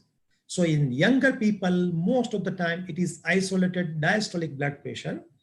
In elderly senior citizens more than 65, mostly it is isolated systolic hypertension. So that is how body's physiology is, number one. Number two, when we see blood pressure in young people, there are 3-4 things which are very important. Number one is sympathetic nervous system hyperactivity. Many young persons, because of variety of reasons, because of the lifestyle, because of the food habits, because of sometimes anxiety of the target oriented life, they get sympathetic nervous system hyperactivity. That's where basal pulse rate is high. That's where blood pressure is high. So we need to check whether it is sympathetic nervous system hyperactivity is second. Third, as I talk to you, these days we see so many times adverse lifestyle factors with even youngsters. Junk food, lack of sleep, no exercise, no yoga meditations. That's where blood pressure is coming up in quite early. See, previously definition of essential hypertension was it comes after the age of 45. Now in India, we see essential hypertension from 25 years itself. So that is because of a sea change. And as I talked to you to begin with, pollution also plays a big role. We are most of the times outside, we are on two-wheelers, we are in public transport. So in those cases, even that pollution can give rise to blood pressure. So that is third point. And fourth point, if all this ruled out, there is no sympathetic nervous system hyperactivity, there is no adverse lifestyle factor, then we need to investigate this person for secondary cause of hypertension. Renal artery stenosis is an important point. Renal parenchyma disease, another important point. Drug induced, any other kind of drug consumed, excess of salt, endocrinal disease. These are all the issues which we need to answer in a given person. Thank you, sir. We have another very interesting question. So Rahul Chaturvedi asks, sir, that being a medical student, we can advise our relatives for routine checkup, but what can we do for those people who are economically weak? They don't go to doctor unless there is a serious problem. What can we do for them? So that's a wonderful point. 2-3 things can be done. Number one, even government hospitals do run health checkup programs. Say civil hospital, VS hospital, other trust hospital, very cost-effective health checkup programs are run. Say, for example, the extensive health checkup which we do at private sector, it may be costing 4,000 to 5,000 rupees, but same checkup can be done even at 600 or 700 rupees in various trust hospitals. So we can take benefit of them, number one. Number two, many times cost is a factor how well we can explain as a doctor to the patient. If you can explain a person that 700 rupees put here will save your 70,000 rupees in future, will save your life, will give you a quality of life, sometimes people do accept. So many things in life we do accept. Say, for example, today when we go outside, we all are wearing masks. It is a cost, it's a discomfort, but we know that value of wearing mask in today's world. So when you make a person understand the value of money, that this 1,000 rupees spent will save you thousands of rupees and give you quality, many times patient gets ready. So it's important. And third, we all are doctors. So let's all take a pledge, and we all should, which we do, and I am very sure you all do. Let's treat and see some patients free of charge on a daily basis. That is, many good doctors do. Even if say those who are working in public sector, working in private hospitals, they always do this. And that is what doctors made to be in the range of God. See, in the eyes of people, we are gods because of various reasons. One is we never focus on economics, but we focus on what is good of the patient. Yes. And we do only those things which our client doesn't know as a science, but then we apply them for their benefit. So it's very good. Your point is well taken, but let's all sitting here and looking to this program, make a point. We'll keep doing something, small thing for people who cannot afford. So we'll just take 2 or 3 questions because our next speaker, Dr. Kashyap, is already here. So not a problem, sir. We'll take another 2-3 questions and we'll wrap up with your session. Thank you so much, sir. So the next question is, so what is the pathogenesis of remodeling, and also what are the protective factor against remodeling, especially in women? Is it estrogen? A good point. See, remodeling, let me explain. Remodeling happening to heart or any body tissue is basically bad. Remodeling is bad. What is remodeling? Say, for example, if it is heart, your heart is made up of muscles. They are called as cardiomyocytes. And these muscles are extremely needed for heart to make effective pumping. So when there is heart attack, the muscles do not receive blood and these myocytes die. Once the cell die, they are replaced by another tissue, which is fibrous tissue. So cardiomyocytes, which are functional cell giving the efficiency of heart, are ultimately replaced after death by fibrous tissue or fibrosis. So this is in molecular level called as remodeling. So remodeling means loss of functional tissue and replacement by non-functional tissue. That leads to dilatation of heart, enlargement of heart, loss of pumping efficiency, elevation of pressures inside the heart, and then subsequently you get elevations of certain cardiac markers which were discussed by previous speaker B and P. So this is remodeling. Now, if you look to the estrogen, the females are well protected from cardiovascular disease and atherosclerosis till the time they get menopause. That is because of the powerful anti-atherosclerotic effect of estrogen hormone. So yes, estrogen hormone reduces the level of lipids, keeps the heart healthy, keeps your blood vessels good. So there has been a discussion a lot about hormonal replacement therapy after menopause. So those who take hormonal replacement therapy after menopause, they do get benefit in terms of sense of well-being, in terms of mental efficiency and mental functionality, in terms of blood pressure and heart issues. But those hormonal replacement therapy do come with some cost in terms of adverse effect, and that is hyperthrombosis. That is some small risk of cancer. So that's why it has to be balanced by a doctor and gynecologist that whether a lady after menopause should take hormone replacement therapy or not. Thank you so much, sir. We have many questions, but due to time constraint, again, we'll not be able to address them. But I would just like to ask you, would you be fine if we compile those few questions, important questions, and send it to via mail, and you could answer us back whenever possible, and we'll again pose it back to the participants. Sure, sure. Most welcome. You got my email ID, you got my phone number. Would be more than happy to help all youngsters because you are the future of country. When we'll be retiring after 10, 15, 20 years, you will be handling all this and it would be a wonderful time. You all be on that podium. Thank you very much. That's what, sir. Even like, sir, when we were discussing earlier that it is very, very important for the youth of the country to culture good habits and change their lifestyle right from their childhood or early teenage, as you were mentioning yesterday to us. And until we do that, like it is going to be really tough for India to tackle cardiovascular disease in near future. And today you perfectly addressed all these issues, and we are sure our participants are highly benefited by your informative lecture today. So, sir, looking forward to you for many good sessions like this, and we wish you good health, sir. Thank you so much for sharing your knowledge with us. Thank you so much, sir. Thank you all. Thank you, your association, and I would be very happy and pleased to be associated with you. Thank you.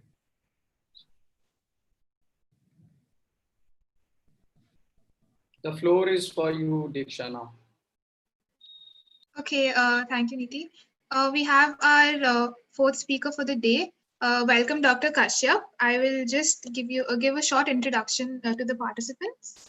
So Dr. Kashyap is a consultant pediatric cardiologist from the Care Institute of Medical Sciences with more than 20 years of experience in treating children with congenital heart diseases.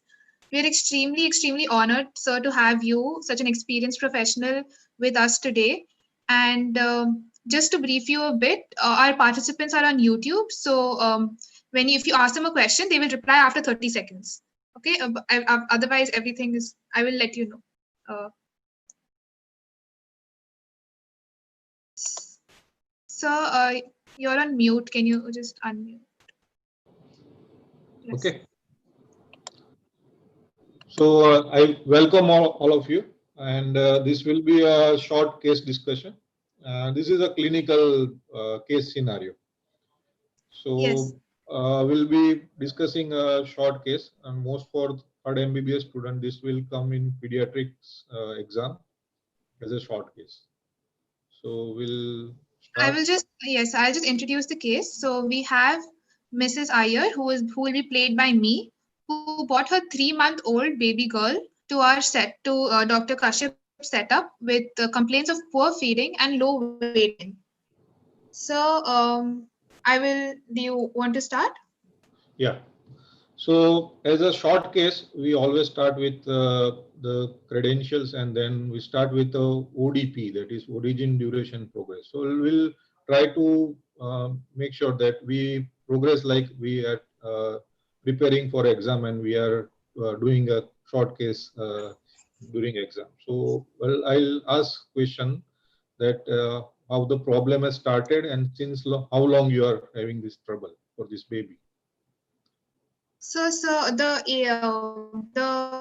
the age of 1 month, that we noticed that the baby is getting tired on feeding, and when we went to the follow-up clinic for the baby, they showed that she has poor weight gain.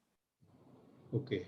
So the baby is too young, 2-3 month old, and is having trouble Yes. since one month of age. And the main complaint is she is getting tired on feeding, and then she is having poor weight gain at follow-up. So let me ask you one more question: that is there any other issue apart from this feeding problem and poor weight gain? So she had a respiratory infection like 3 weeks ago, and she was prescribed some medicines at the clinic, and she became okay after that. She responded well. Then after on follow-up when we went, she was found to have poor weight gain again. Okay, so we have three problems now: poor weight gain, poor feeding, and a respiratory infection. So this will give me an idea about what I am dealing with. As I am a cardiologist, will be presenting a cardiovascular disease case, but there are always a differential diagnosis. So once you have a brief history, brief initial diagnosis on clinical history, then we'll try to give some leading questions, that what is the birth history, and do you have anything abnormal during antenatal and during delivery process? You have any problem? No, sir. She was born at term by normal delivery. Her birth weight was 3.1 kg, and we had regular checkups and ultrasounds during the pregnancy, and nothing abnormal was found. So this is another important part in newborns and young infants, that we take a proper birth history, antenatal examinations, antenatal ultrasound findings, and then immediate birth problems. These are the problems which can start showing the clinical manifestation at around 1 month, 2 months of age. So we have ruled out any birth asphyxia related problems.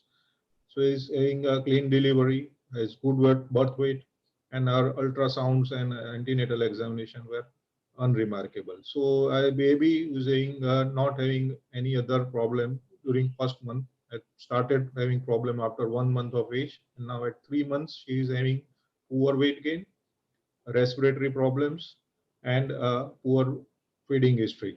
So here we have some differential diagnosis.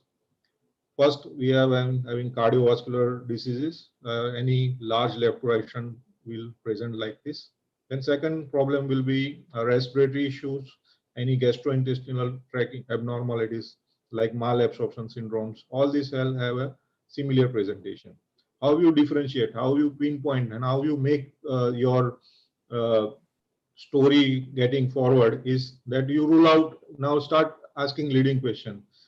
Is she is having any recurrent cough and cold, chronic cough, any loose motion, diarrhea? So do you try to negate the other system problem? So in our case, it's a clear case forward that this patient is having only a poor feeding, uh, poor weight gain, and then had a respiratory infection. So this case clearly pointed out that this can be a cardiovascular abnormality. To further narrow down the problem, I'll start putting another leading question. Do she have excessive perspiration during feeding? And you have ever noticed a bluishness while she cries? So these are the two important things you ask. These are the things which we will see in only in cardiovascular system abnormalities. So these two leading questions will further narrow down your differential diagnosis on history taking. Yes, so she does. She sweats a lot while feeding, but she never turns blue. I've never noticed her turn blue. So this is a very important clinical finding or history taking finding that she is having excessive perspiration while feeding. So she spends a lot of energy while exerting. You know, a young infant only exert while feeding and crying. So she is not turning blue. That at least somewhere rule out cyanotic congenital heart disease. And then we have excessive perspiration, poor feeding, and poor weight gain. All points out to be a large left to right shunt lesion in young infants. So this is how we take the history. Is in pediatric is always important to take diet history, immunization history, sibling history, and a family history. So I'll ask if you have any sib or any family member is having any significant heart problem. No, sir, there's nothing that I know of. Okay. In this case, immunization and diet history are also normal. Baby was breastfed, so it's not much of issue in diet history. In our country, it's also important that many of babies are not fed properly, and so they may not have good weight gain. So these all things you have to keep in mind and then proceed one by one. So this is all what I have expected from history. Now I have narrowed down that this patient is having a likely cardiovascular problem where she is having all symptoms of congestive heart failure in young unit or infant. So we'll proceed with the examination, and sorry, these findings are somewhat different than my examination finding. Oh, But okay. I uh, can stop presenting. You can so, see your. so when you are examining a young infant or a baby, always try to be playful and try to engage the baby in or distract the baby, and you can find or you can have a better examination in these patients. So on my examination, the finding is the baby is fairly built, looks little bit malnourished. Our vitals were showing tachycardia, heart rate more than 160, respiratory rate 60 to 70. There are mild subcostal, intercostal retractions, and other cardiovascular. Apart from cardiovascular system examination, gastrointestinal tract examination shows some mild hepatomegaly. Otherwise, on cardiovascular examination, the findings are that the patient is having a single loud second heart sound, a long systolic murmur at left parasternal border, and a mid diastolic rumble at apex. These are the important cardiovascular auscultation finding. Rest the examination of respiratory system is appears clear, and these are my positive findings. So if you can put on that slide uh, PowerPoint presentation, and So I'll put on your PowerPoint presentation that you sent me. yeah. Yes, I will do that. Is it visible? Yeah, second slide. Yeah. So a 2-month-old baby is currently having weight of 3.8 kg, was born with 3.1 kg. So only 700 weight gain in 2 months. He's having breathing difficulty, poor feeding, failure to thrive. Clinically, he is having tachypnea, retraction, a long systolic murmur at left parasternal border. So second heart sound is loud. There is some hepatomegaly, and most of these days we allow to have a saturation monitoring during clinical examination is a fifth vital importance time, which is important. Our saturation is 96%, that is normal. You can have a judgment clinically also that patient is a cyanosis or not, but most of time we are providing pulse oximetry during exams, so we can have a very good idea about the exact saturation level also. So these are the clinical findings on this patient. My question is that these clinical findings are enough, or I'm missing something, or I have missed some important cardiovascular examination point in this these points I have narrated. This is for So students. Yes, sir. They will reply in 30 seconds. So should we wait? Yes, sir. Yes, you can wait just for some time. So whoever volunteered, if is there anything missing in this findings, clinical findings? It's very important. Those who are preparing for final MBBS exam, cardiovascular examination.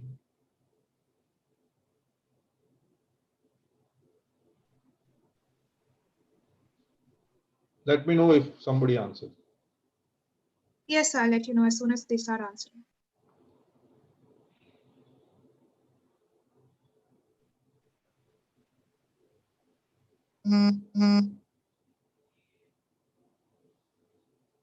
Cyanosis and lab findings, someone has said.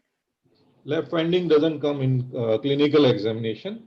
And cyanosis, we have mentioned that saturation is 96%. So there is no cyanosis.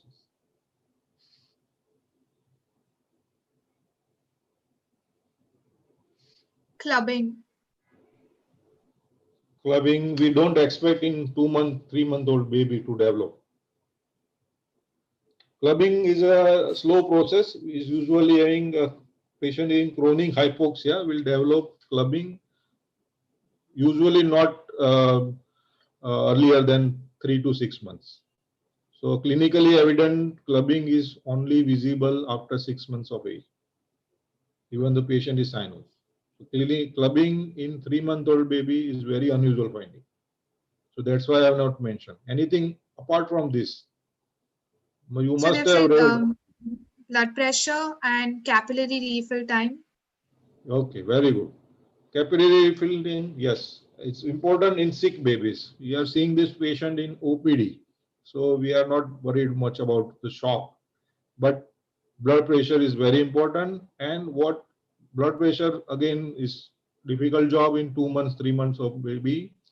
Take a blood pressure on clinical examination. Most of us using the automatic machines for small babies. But what is important, what I try to encourage you to give answer is you palpate or whole limb blood pulses, and in that way you find out the radiofemoral delay. So is there any radiofemoral delay or not on your clinical judgment? That means you are feeling the femoral pulses are weaker than radial pulses, and there is a time lag or there is a delay in appearance of femoral pulse as compared to radial pulse. So this is called radiofemoral delay. And what is its diagnostic of?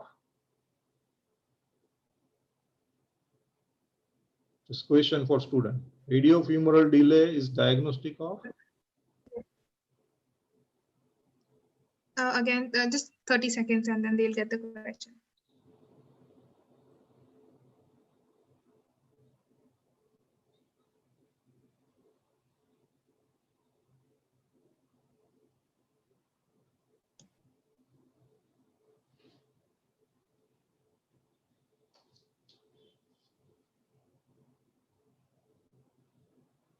Coarctation.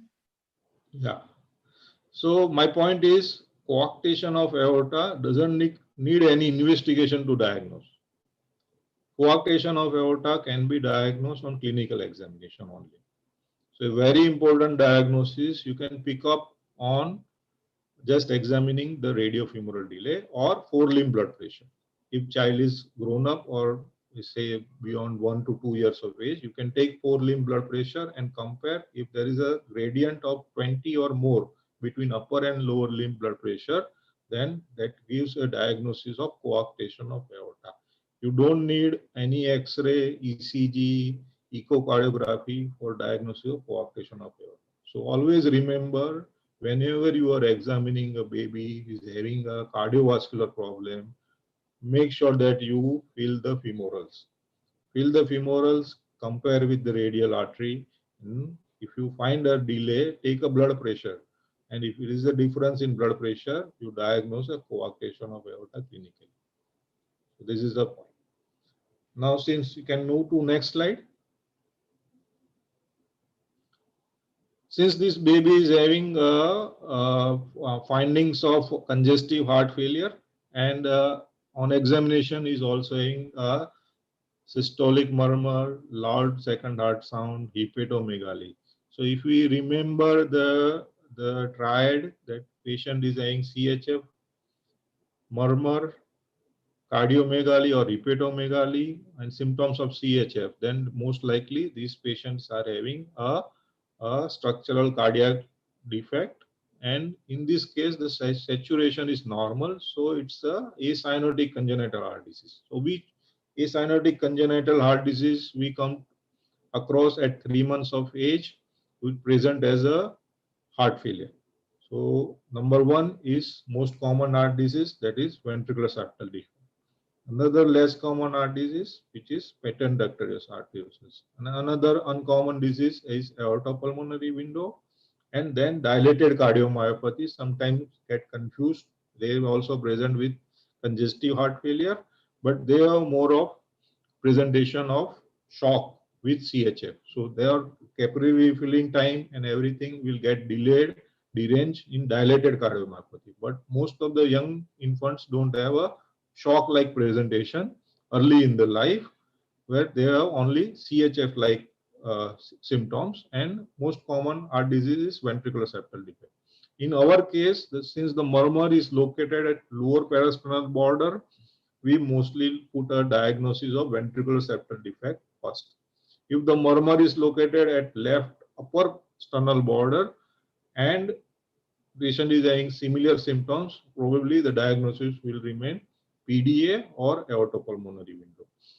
See, examiner don't expect to make a confirmed clinical diagnosis. They want you have the students to have a broad mind and having all differential diagnosis in mind, and then depending upon the case, you can argue uh, on your findings, and then you come the examiner always compare with his clinical findings, and then discussion goes on. But always remember, put the common thing first and rarer thing keep in mind, keep it in discussion, but don't diagnose rare disorders on just clinical and physical examination. So these are the tips which we have learned over a period of time. It's good to have a broad clinical knowledge, but always apply common sense and make sure that you remain uh, not so, not so upbeat during the exams for your and your showing your exaggerated clinical knowledge. But always keep the things simple, keep the common diagnosis first, and then always have a differential diagnosis and discussion on clinical. So in our case, the differential diagnosis or our case is the basic diagnosis will be a large ventricular septal defect with pulmonary hypertension with some congestive heart failure in a baby, 2-month, 3-month-old baby is having failure to thrive. So this is our clinical diagnosis. If any questions or anything students want to ask, we can answer those questions.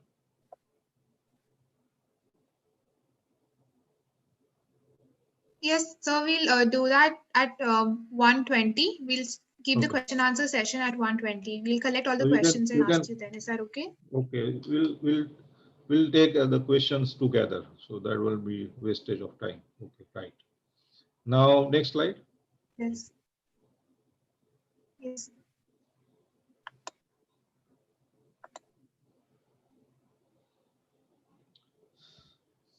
So again, I am saying that this ventricular septal defect is commonest congenital heart disease, and mostly the students get third MBBS exam. Students get this as a short case, and what I'll try to uh, uh, teach you in this brief session is how the ventricular septal defects are classified, what are the hemodynamics, what are the clinical features or clinical manifestations of this problem, then what are the natural story of congenital heart disease, particularly VSD, and then what investigation and management we can offer this to this child. So we can correct or we can solve the problem. So this is how ventricular septal defect discussion will go on. And I always also request students to just go and read the books and try to read all the left to right shunt lesion today only. So they will have a refreshment and then have a very good differential diagnosis in mind. So ultimately it will help you in when you are appearing for exam. So we can proceed further. Classification of ventricular septal defect. Next slide. Yeah. So classification of ventricular septal defect, it depends on various criteria has been used, but broadly speaking, those VSDs are related to cardiac valves, and those VSDs are apart from, it's not related to cardiac valves. So you can see here the first 2, 3, 4 VSDs are in close proximity of cardiac valves. So one first commonest is perimembranous VSD, which is third in number and which is related to tricuspid valve. Then comes inlet VSD, which is related to tricuspid valve, and then subpulmonic and outlet VSD. These are related to pulmonary valve. And apart from that, there are muscular VSDs, which are not related to cardiac valves. There can be mid-muscular VSD, apical VSD, posterior VSD, anterior VSD, depending upon their location. So this is a section of ventricular septum and face by cutting the right atrium and right ventricle. This has been most commonly used classification for ventricular septal defect. Try to remember this. Most of the books do reproduce this picture, and most important to know is most common location of ventricular septal defect is perimembranous location. So more than 50-60% of VSDs are located in perimembranous septum. Can move to next slide. Clinical importance of the VSD. Next slide, please. Clinical importance of VSD depends upon how the large VSD is. So in congenital heart disease or any cardiovascular disease, most important to understand is the hemodynamics of that problem.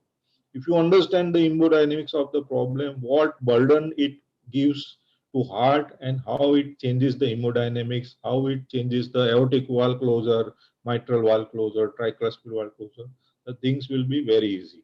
So always remember, whether it is adult or pediatric, the understanding of hemodynamics of a cardiac problem is most important thing. If you have a very good understanding of hemodynamics, your clinical findings and your correlation with the history, examination, and your arguments will be stronger. So over a period of time, we have learned that if you understand hemodynamics of the problem, the things are easier. So in hemodynamics of VSD, hemodynamics depends upon the size of the defect. Classify the VSD according to large defect, moderate defect, and small defects. How this is classified? These are not classified on millimeter. They are the size of VSD is compared with the aortic annulus. If the VSD is more than 75% of aortic annulus size, is classified into large VSD. If it is in between 50 to 75%, it's moderate defect, and if it is less than 50%, it is small defect. What the problem VSD cause on the heart? It will produce a left to right shunt lesion and will produce pulmonary hypertension depending upon the size of defect. So in the case of large VSD, there will be equalization of left ventricular and right ventricular pressure. So if you see the numbers here, see the LV is showing 100/70 and the RV is shown 45/5. So there is a pressure difference between left ventricle and right ventricle of say around 55. That means the VSD is not producing very significant pulmonary hypertension. The normal upper range of systolic pressure in right ventricle is 30-35. So there is some pulmonary hypertension if there is no right ventricular outflow obstruction, the RV pressure will be same as PA pressure. So it is also shown that the PA pressure is 45/20 in pulmonary artery. So there is some hypertension in lung, but the pressure difference, there is a still pressure difference. So this will qualify into a moderate defect. A moderate VSD will cause a large shunt, but the pulmonary pressures are not in high range. In a large defect, usually there is a equalization of left ventricular and right ventricular systolic pressure. So your LV systolic pressure will be 100, your RV systolic pressure will be 100, your PA systolic pressure will be 100, and same aortic systolic pressure will be 100 in a presence of large non-restrictive VSD. So a VSD which is producing significant pulmonary hypertension, that are qualified into large defect. Those having a large shunt but still the PA pressure are not elevated, they are a moderate shunt. And small defects do not produce significant LV volume overload as well as pulmonary hypertension. So the diameter will be less than 50% of aortic annulus, and there will be no LV dilatation and pulmonary hypertension. Next slide, please. What are the problems? Large defect will have a vicious cycle of patient having pulmonary overcirculation that leads to breathing difficulty, that leads to increased energy requirement and poor weight gain, and they are prone to respiratory infection. So these things will go on till we break the cycle. So very important is all the problems are because of pulmonary overcirculation. Large amount of blood is entering into pulmonary artery and is producing pulmonary hypertension, and these babies will have problem of all sorts. So these are our history findings, that patient is having breathing difficulty, poor sweating, poor weight gain, respiratory infection. So these all things will point out to a presence of a large septal defect and having a large left to right shunt lesion producing pulmonary hypertension. So large left to right shunt lesion, immediate problems are all are shown in this slide. Next slide. Very important is remember this picture. This is a classic presentation of an infant with large ventricular septal defect. You can see the chest is bulging, ribs are visible, the baby looks malnourished, maybe 6-month-old baby is having a bulge on the chest, the ribs are visible, looks malnourished. On spotting this baby, you can tell that the patient is having any significant cardiovascular or respiratory problem. So this is on your first glance, you can say that this is something grossly abnormal within heart or in the respiratory system. What important late problems this large VSD create is most important thing, they have babies will develop permanent pulmonary vascular disease. Now what is this? Permanent pulmonary vascular disease means that because of large left to right shunt and large pulmonary blood flow and pulmonary hypertension, the microvasculature in the pulmonary arteries will have a medial thickening, intimal necrosis, and later on develop aneurysmal dilatation because of shear stress of large pulmonary blood flow. Can keep the slide earlier. Yeah. So these problems will develop over a period of time. And if students remember the Heath-Edward classification, the bottom part of the pulmonary arteries vasculature shown is classical presentation of Heath-Edward classification of grade 1 to grade 6 changes that will develop over a period of time. So most of the large shunt in systemic circulation will develop these permanent changes by say 1 to 2 years, 3 years of age. So beyond early infancy, there are likely large chances that patient develop pulmonary vascular disease. Apart from this, malnutrition, myocardial dysfunction, chest deformities, as shown in this picture, are the presentations or late problems in the large left right shunt. Next slide. So how you diagnose or how you classify the VSD clinically on physical examination. So it's most important. Remember this small table, and where I have classified the VSD in a large defect, moderate defect, small defect, and then the patient is having a shunt reversal. What is shunt reversal? That patient is having a permanent vascular damage and the lungs arteries are permanently damaged, and now instead of VSD shunting left to right, this patient starts a right to left shunt. So that is called Eisenmengerization or Eisenmenger syndrome. VSD Eisenmenger syndrome. So there will be a shunt reversal. That means instead of left to right shunt, there is a right to left shunt, and this patient develop cyanosis. So cyanosis is, is a very unusual finding in left to right shunt lesions unless the permanent vascular damage has happened. So that is the last thing.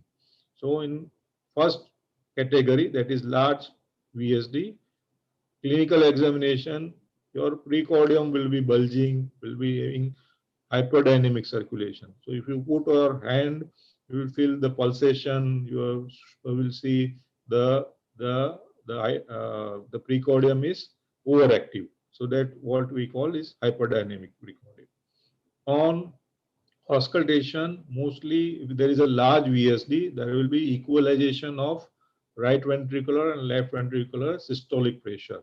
So the splitting of S2 is not audible. So mostly will listen a single heart sound, and that is loud.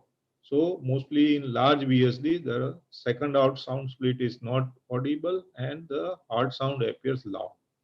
The murmur, instead of pulse systolic murmur, will be a little shorter. So we call it as a long systolic murmur. And then there will be a large left to right shunt. So more amount of blood is passing through mitral valve. So you will hear a diastolic flow murmur at apex. So that is mid diastolic rumble at apex. That is the 4 point.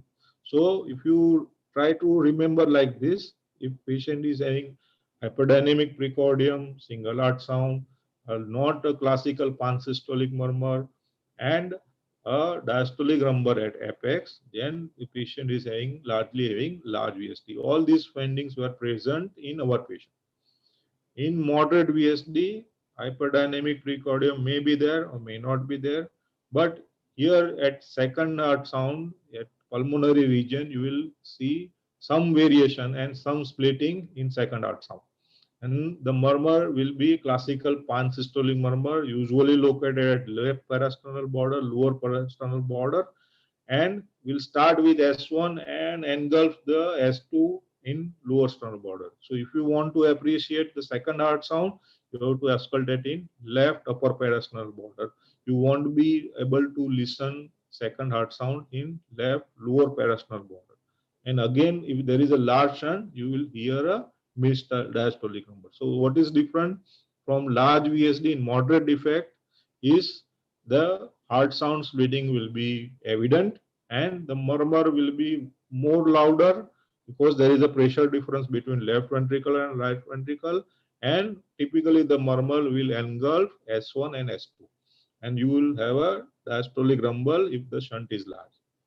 In small VSD, the precordium is silent. You won't see any pulsation. Heart sound is split, normal variations, and the pansystolic murmur and the rumble is absent.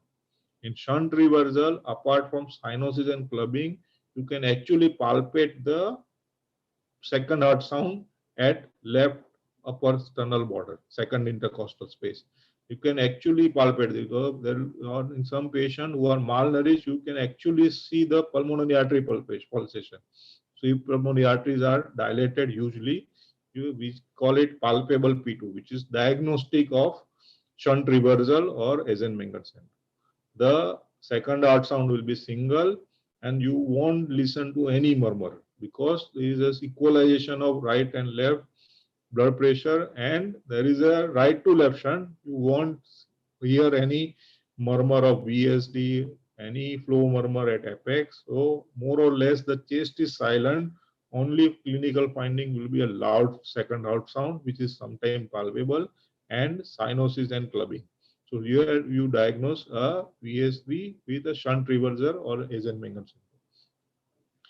Maybe too much for the beginners, but try to remember this table, and this applies to all left direction lesion. And if you remember this and apply in your exams, the things will be easier. And always take your help of your seniors and your teachers in understanding the hemodynamics, and try to read all the possible books if you are interested in cardiovascular disease, and then put on your findings that this is what is expected in large shunt, moderate shunt, and try to elicit these findings in your patient, and then make a diagnosis. So if the second ultrasound is loud and you are diagnosed with a small defect, this is a mistake.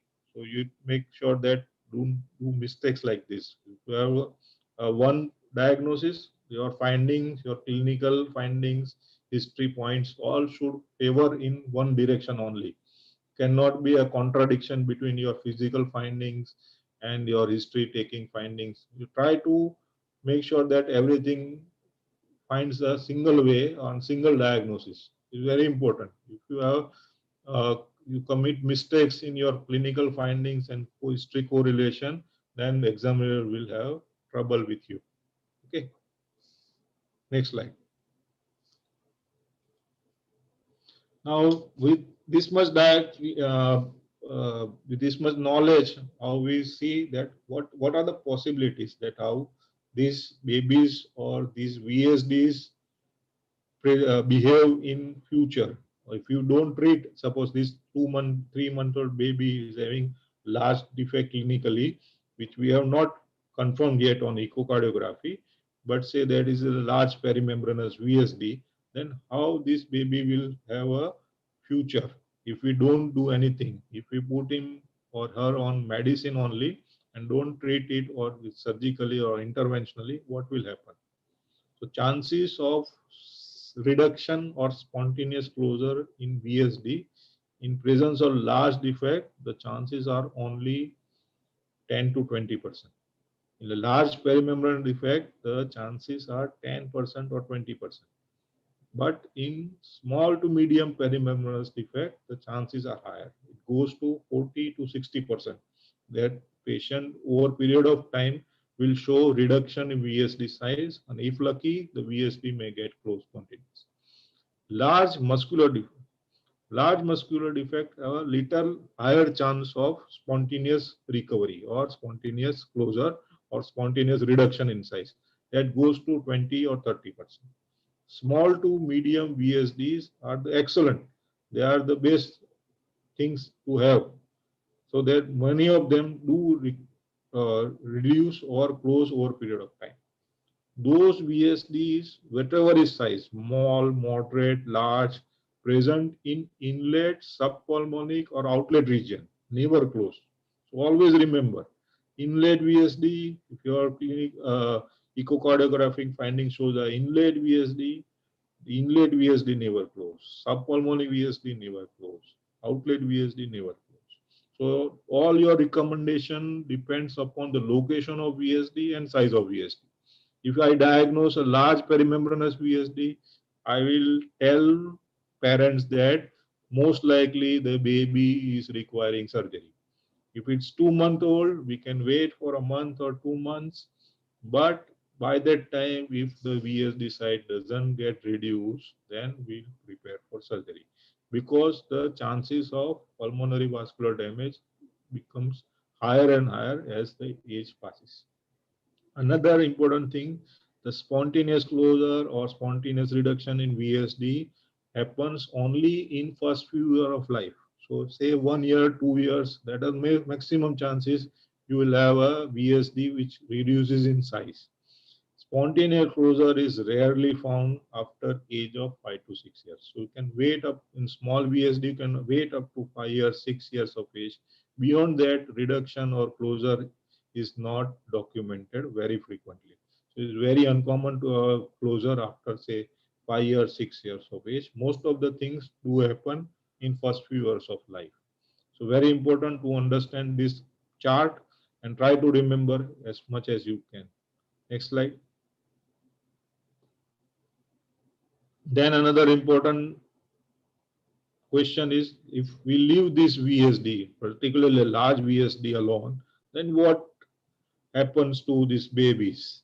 And our fear is how this baby will behave clinically, and what are the chances that patient will have a pulmonary vascular damage in the lungs.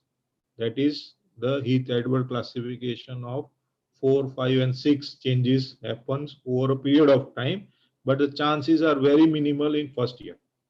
As this chart shows, that the chances of Eisenmengerization is only 5% in first year of life.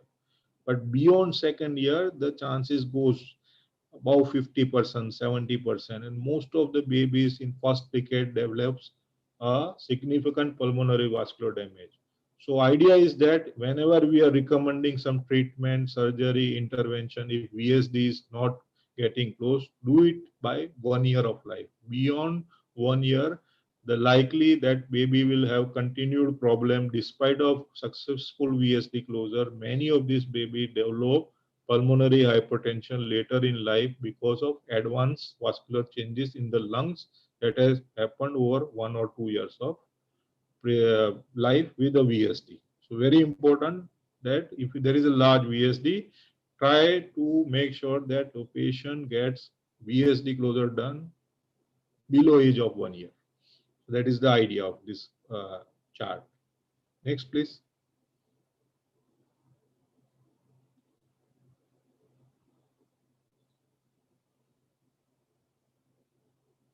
Okay. Early investigate. Since this modern diagnostic era where everybody is going for CT, MRI, again, echocardiography is the only thing which is required for diagnosis. Echocardiography will tell all the details, all the hemodynamics, pulmonary pressure, every detail will be can be accurately measured in a echocardiography. But since it's not of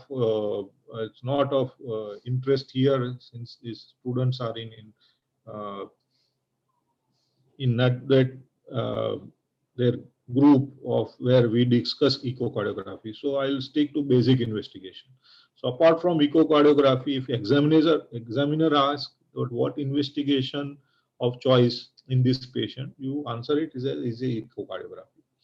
But on other things which are the investigation which are required in this patient, and always seek most important investigation for confirming my diagnosis is X-ray. X-ray chest will confirm your diagnosis that you have put a diagnosis of large defect. There will be cardiomegaly, there will be increased pulmonary blood flow, there will be pulmonary artery dilatation. These findings will tell you that you are having a correct clinical diagnosis.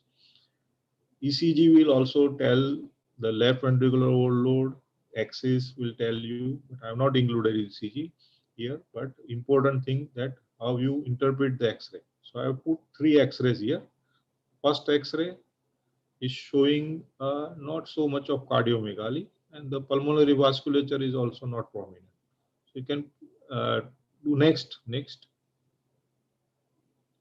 So these all 3 X-rays are of when patient having ventricular septal defect. The first X-ray is not showing any cardiomegaly. Important. Heart size appears normal and pulmonary vasculature also appears normal. So these correlate with the small VSD. Here you will have a pansystolic murmur, normal second heart sound, absent of mid diastolic rumble at apex. So all these findings will correlate with your clinical findings and X-ray findings. In a moderate defect, there will be some cardiomegaly and there will be some pulmonary artery plethora. So that you can see on second X-ray. Third X-ray, the heart size is more. There you can see there is a pulmonary artery prominence. That suggests a presence of pulmonary hypertension. And then there will be pulmonary plethora. So third X-ray is of patient having a large left to right shunt, mostly VSD with pulmonary hypertension. So these are the important clinical and X-ray correlation in your patient with having a left to right shunt lesion clinically. Always remember these x-rays, and your books also will show these types of x-ray, and try to correlate. And this x-rays also comes in the table vivas. And if you have this much of diagnosis, there is a cardiomegaly, there is a pulmonary artery prominence, there is pulmonary plethora, then probably the examiner will understand that yes, that maybe that student is having a good grip on clinical examination and physical and your basic investigation. Next. Another important aspects of this patient, and these are the serial x-rays of one patient who was presented to me at 11 years of age with cyanosis and easy fatigue. And these are the x-rays over period of time. They have undergone repeated x-ray examination by pediatrician, and these three x-ray, first x-ray was taken around 1 to 2 years of age, and second was around 5 years, and third x-ray is recent one. So three x-ray, and you can see the first x-ray showing a large heart size, large vascularity, and pulmonary artery is prominent. Can make out this very clear: large heart size, vascularity, and pulmonary artery is prominent. The second x-ray, say at 4-5 years of age, heart size has been reduced. Still there is increased vascularity and the pulmonary artery is prominent. On third x-ray, the heart size has become much lesser than the first x-ray, or you can say the heart size is normal. There is a pulmonary artery prominence and the vascularity is diminished. So what this patient has developed? This patient has developed Eisenmenger syndrome. Over a period of time, because of pulmonary vascular damage, the pulmonary blood flow has reduced.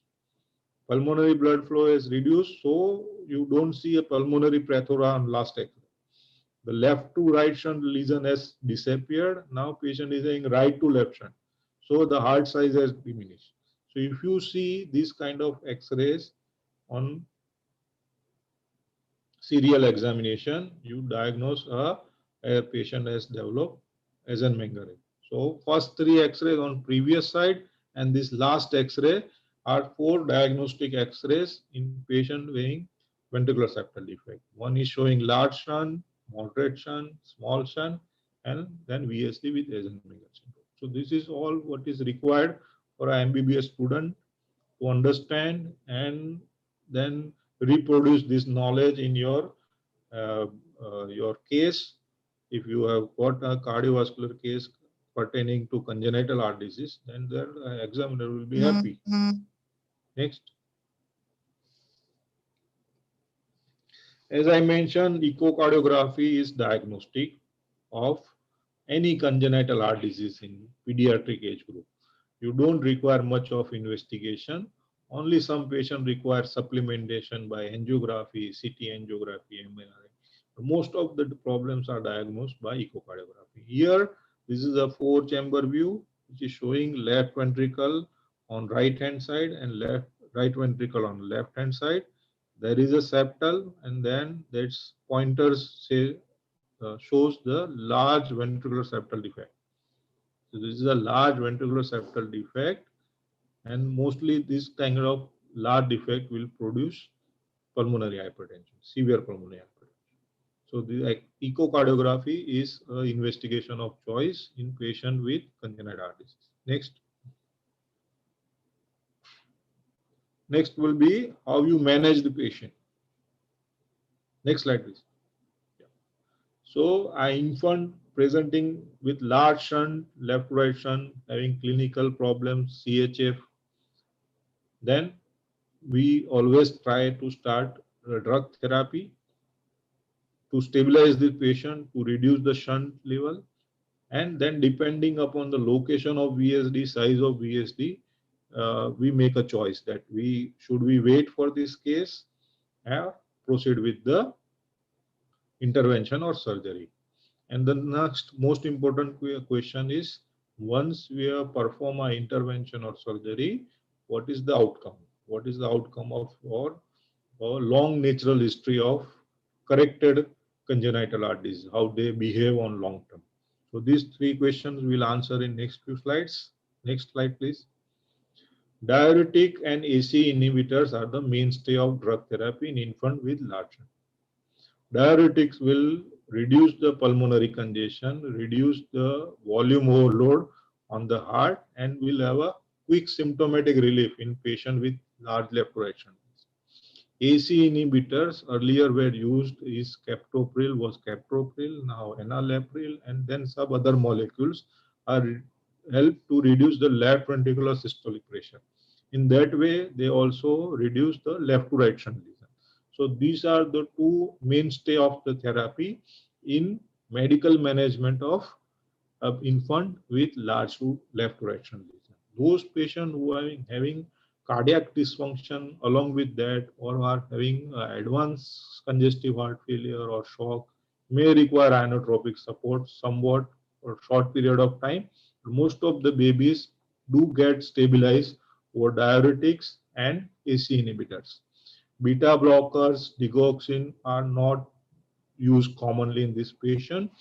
And most important thing in this patient, as they have a significant failure to thrive because of large shunt and large high calorie requirement, you try to supplement extra calories in their diet, whatever is their diet, milk or any semi-solid food. Try to increase the calorie content of that patient so that they have a better weight gain. So when you are waiting for surgery, try that patient gets stable on diuretic, AC inhibitors and calorie supplement. This is all we can offer in a patient who is having large left right shunt defects. Next slide. So once we have diagnosed, say it's a large ventricular septal defect with severe pulmonary hypertension, when will we offer surgery or intervention, whatever is required? So this is a table, or this is a commonly uh, commonly followed management plan. Large defect, severe pulmonary hypertension, the patient should be offered surgery between 3 to 6 months of age. Why? Because the changes, pulmonary vascular changes, are least observed in this group of patients. Waiting beyond 1 year is certainly a troublesome. Most of patients will have significant symptoms and many of them develop pulmonary vascular changes. So it is safe to operate below 6 months of age in this patient. Usual timing of surgery is 3 to 6 months of age. But if patient having significant symptom of large shunt and they are not doing well on clinically or not getting stabilized on the diuretics and AC inhibitor, we can offer surgery as early as 1 to 2 months of age. But usually the surgery is offered at 3 to 6 months of age. Moderate defects usually is well tolerated and mostly the heart failure is controlled with the drug therapy. But many of these patients have a significant failure to thrive because of large shunt. So a moderate defect which is not getting reduced on follow-up examination, on echocardiographic examination, the surgery is offered between 1 to 2 years of age. Small defect where there is still volume overload on heart, mostly the patients are asymptomatic. So we can wait here till 3 to 5 years of age. Beyond that, we have to make a clinical as well as echocardiographic judgment that whether the VSD is hemodynamically significant or not. That thing we find out on heart size. If there is a cardiomegaly on X-ray or there is a large left ventricle size on echocardiography, we offer intervention or surgery between 3 to 5 years of age in a patient with a small defect. Some of the patients of VSD develop the associated problem like aortic regurgitation or right ventricular outflow tract obstruction. These are the natural history problems in VSD, and once they develop this obstruction or AR, we offer surgery, whatever is the age. Many babies or many infants, children having small defect which are clinically not significant, no cardiomegaly, no LV volume overload, no pulmonary hypertension. Most of these patients are left alone with a endocarditis prophylaxis. That's all which is required, and with these 4-5 groups cover almost all VSD patients requiring intervention or surgery. Next slide, please. How we close the VSD? There are mainly 3 modalities available. Most of the large defects, small babies require open heart surgery. That is patch closure of VSD. So this will be a open heart surgery, sternotomy. The heart is open and the VSD is patched. This white second slide, and white structure is the VSD patch which has been stitched to ventricular receptor to close the VSD. Some patients who are having small to moderate defects which are not close to valves, we offer a treatment modality which is called VSD device closure. So interventionally, without putting cut, we can put devices at the VSD site and close the defect, just like a angioplasty in adult patient. And then there are novel therapies where some sick babies, where there is contraindication to open heart surgery, we offer a hybrid procedure, which is shown in this figure, that we can put device or by a simple a stab incision on right ventricle. That is all been shown, but I think this is beyond our discussion. So this is just for interest that these 3 things are available and being done routinely in our setup. And what is important, that if the baby is having a correct diagnosis and a timely intervention, more than 95% of babies do survive normally. They have a near normal survival. So say it's a large defect which is closed by surgery, say at 3 months or 4 months of age, mostly the baby will recover completely by 1 to 2 months in the post-operative period, and rest of life he will be free from symptoms or cardiac problems. The chances are more than 95%.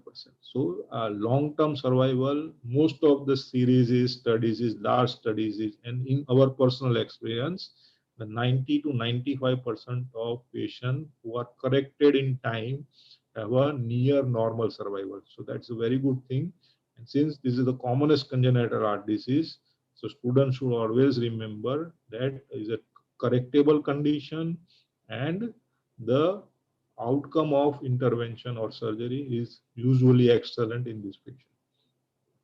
I think this ends my clinical presentation, and this the same baby who is saying we have photographed at 5 months or 6 months when we are operating, showing that chest bulge, and this baby who has grown after surgery to 2 years, and look at the condition of the child. So they do have a very good outcome by VSD. So VSD, having any parents come to you with a large VSD or some similar problem, most of them are correctable, and this baby have a very good life. That's the message for students. Now, if any questions, and if I have missed something, we'll discuss. Yes, thank you so much. It was so wonderfully presented by you. We have a lot of questions from the participants. We'll take a few of them now, and then if you would not mind, I could send you a few via email or WhatsApp. Yeah, no issue. Or would you prefer me to share your email ID with the participants? You can do it. Yes, sir.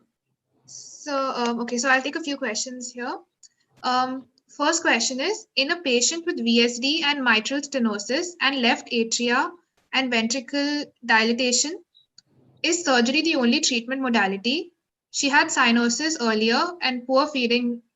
Now she's normal, but she was prematurely born. Now, what is the age of the patient now? They haven't mentioned. Okay. So say assume that this patient is having large VSD and mitral stenosis. So both mitral stenosis is an obstructive disease and VSD is a left fraction disease. So combination of two will produce significant symptoms. So most of these babies will have a symptoms very early in the life. Say like our in case, they may develop significant obstruction. If there is a significant obstruction, the babies develop symptoms say in 1 month, 2 months of age. Mitral stenosis don't get corrected. Congenital mitral stenosis doesn't get improved with over a period of time. That most of this patient will have develop more and more obstruction as the age progresses. This is a natural history in congenital mitral stenosis. So if the patient is having mild stenosis at birth, may get moderate stenosis at 6 months, 12 months, and severe stenosis by 4 5 months, 4 5 years of age. So it's a progressive disease. So if VSD is large and there is a significant mitral stenosis, surgery is the only thing which can be offered to patient. So that's my answer. Okay, thank you, sir. The next question would be, why are beta blockers not used in these patients? Beta blockers do not have any beneficial effect on left to right shunt lesion, apart from reducing the heart rate and tachycardia, and have some symptomatic benefit. The actual pathophysiology doesn't change with use of beta blocker. So if you see a metoprolol or beta blocker started in patient with left to right shunt lesion, neither it will reduce the pulmonary congestion, neither it will reduce the left ventricular pressure as compared to AC inhibitors. So AC inhibitors have more potent effect on reducing the left ventricular pressure as compared to beta blockers. So beta blockers are uncommonly used or are used as adjunct. So once you have started AC inhibitors, diuretics, and still patient is having tachycardia symptoms, you can add on beta blocker. But most of our prescription are limited to diuretics and AC inhibitors in this patient. Thank you, sir. Our next question would be, is there any treatment apart from transplant for pulmonary veno-occlusive disease in childhood?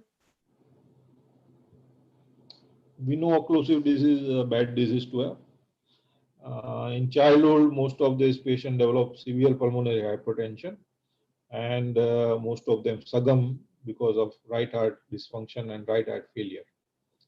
Veno-occlusive disease earlier, whatever the surgery or intervention, balloon dilatation, stent placement, or surgical augmentation of pulmonary veins have not produced any sustainable results. That means patient may get benefited transiently or temporarily with intervention, but again the disease will recur. Recur means that patient will have again stenosis in the pulmonary veins, and the child will present with similar problem or similar complaints later in the life. So all the treatment modalities have failed to produce sustainable results. That's why the only answer will remain the lung or heart or lung transplantation in this patient. So I agree that the only effective treatment modality is to replace the things with transplant. Thank you, sir. Our last question would be, should we still use hypothermia in out-of-hospital pediatric cardiac arrest? Pardon? Should we still use hypothermia in out-of-hospital pediatric cardiac arrest? Well, that domain is in intensive care. I'm a cardiologist. But yeah, we still use hypothermia in selective patients. Outpatient cardiac arrest, I'm not an expert on this question, but yeah, we use hypothermia in selective patient for neuroprotection. But I'm not an intensivist. Okay, so thank you so much. That was the last question that we could take today since we're already over time. Thank you so much for staying over time with us and giving us your valuable time. And my pleasure to be with you, and I always try to encourage the students for a very good clinical skills you develop over a period of time. Since MBBS students, that's their starting points where they go for post graduation, super specialty. Always have a very good clinical mind, and always use your clinical skill in judging the patients. apart from investigation. Don't rely on investigation much, or whether you are being patient produces investigation, that is okay, but always use your clinical judgment skills in giving your opinion for the management of patient, any patient. Thank you. Yes, sir. So thank you so much. I think now because of COVID, a lot of us are unable to attend clinics also. So our clinical abilities might be affected a bit. But thank you so much for helping us with all of that. And I'm sure our participants are going to go back home with a wealth of information on BSDs. Request all of them to go back and read this left to right shunt lesion from book, so they may get best of thing. I think this is enough for any PG undergraduate student. If they remember all these things, they'll sail through their exam. Yes, sir. So thank you so much for joining us. Thank you. It's nice, Fraser. Thank you.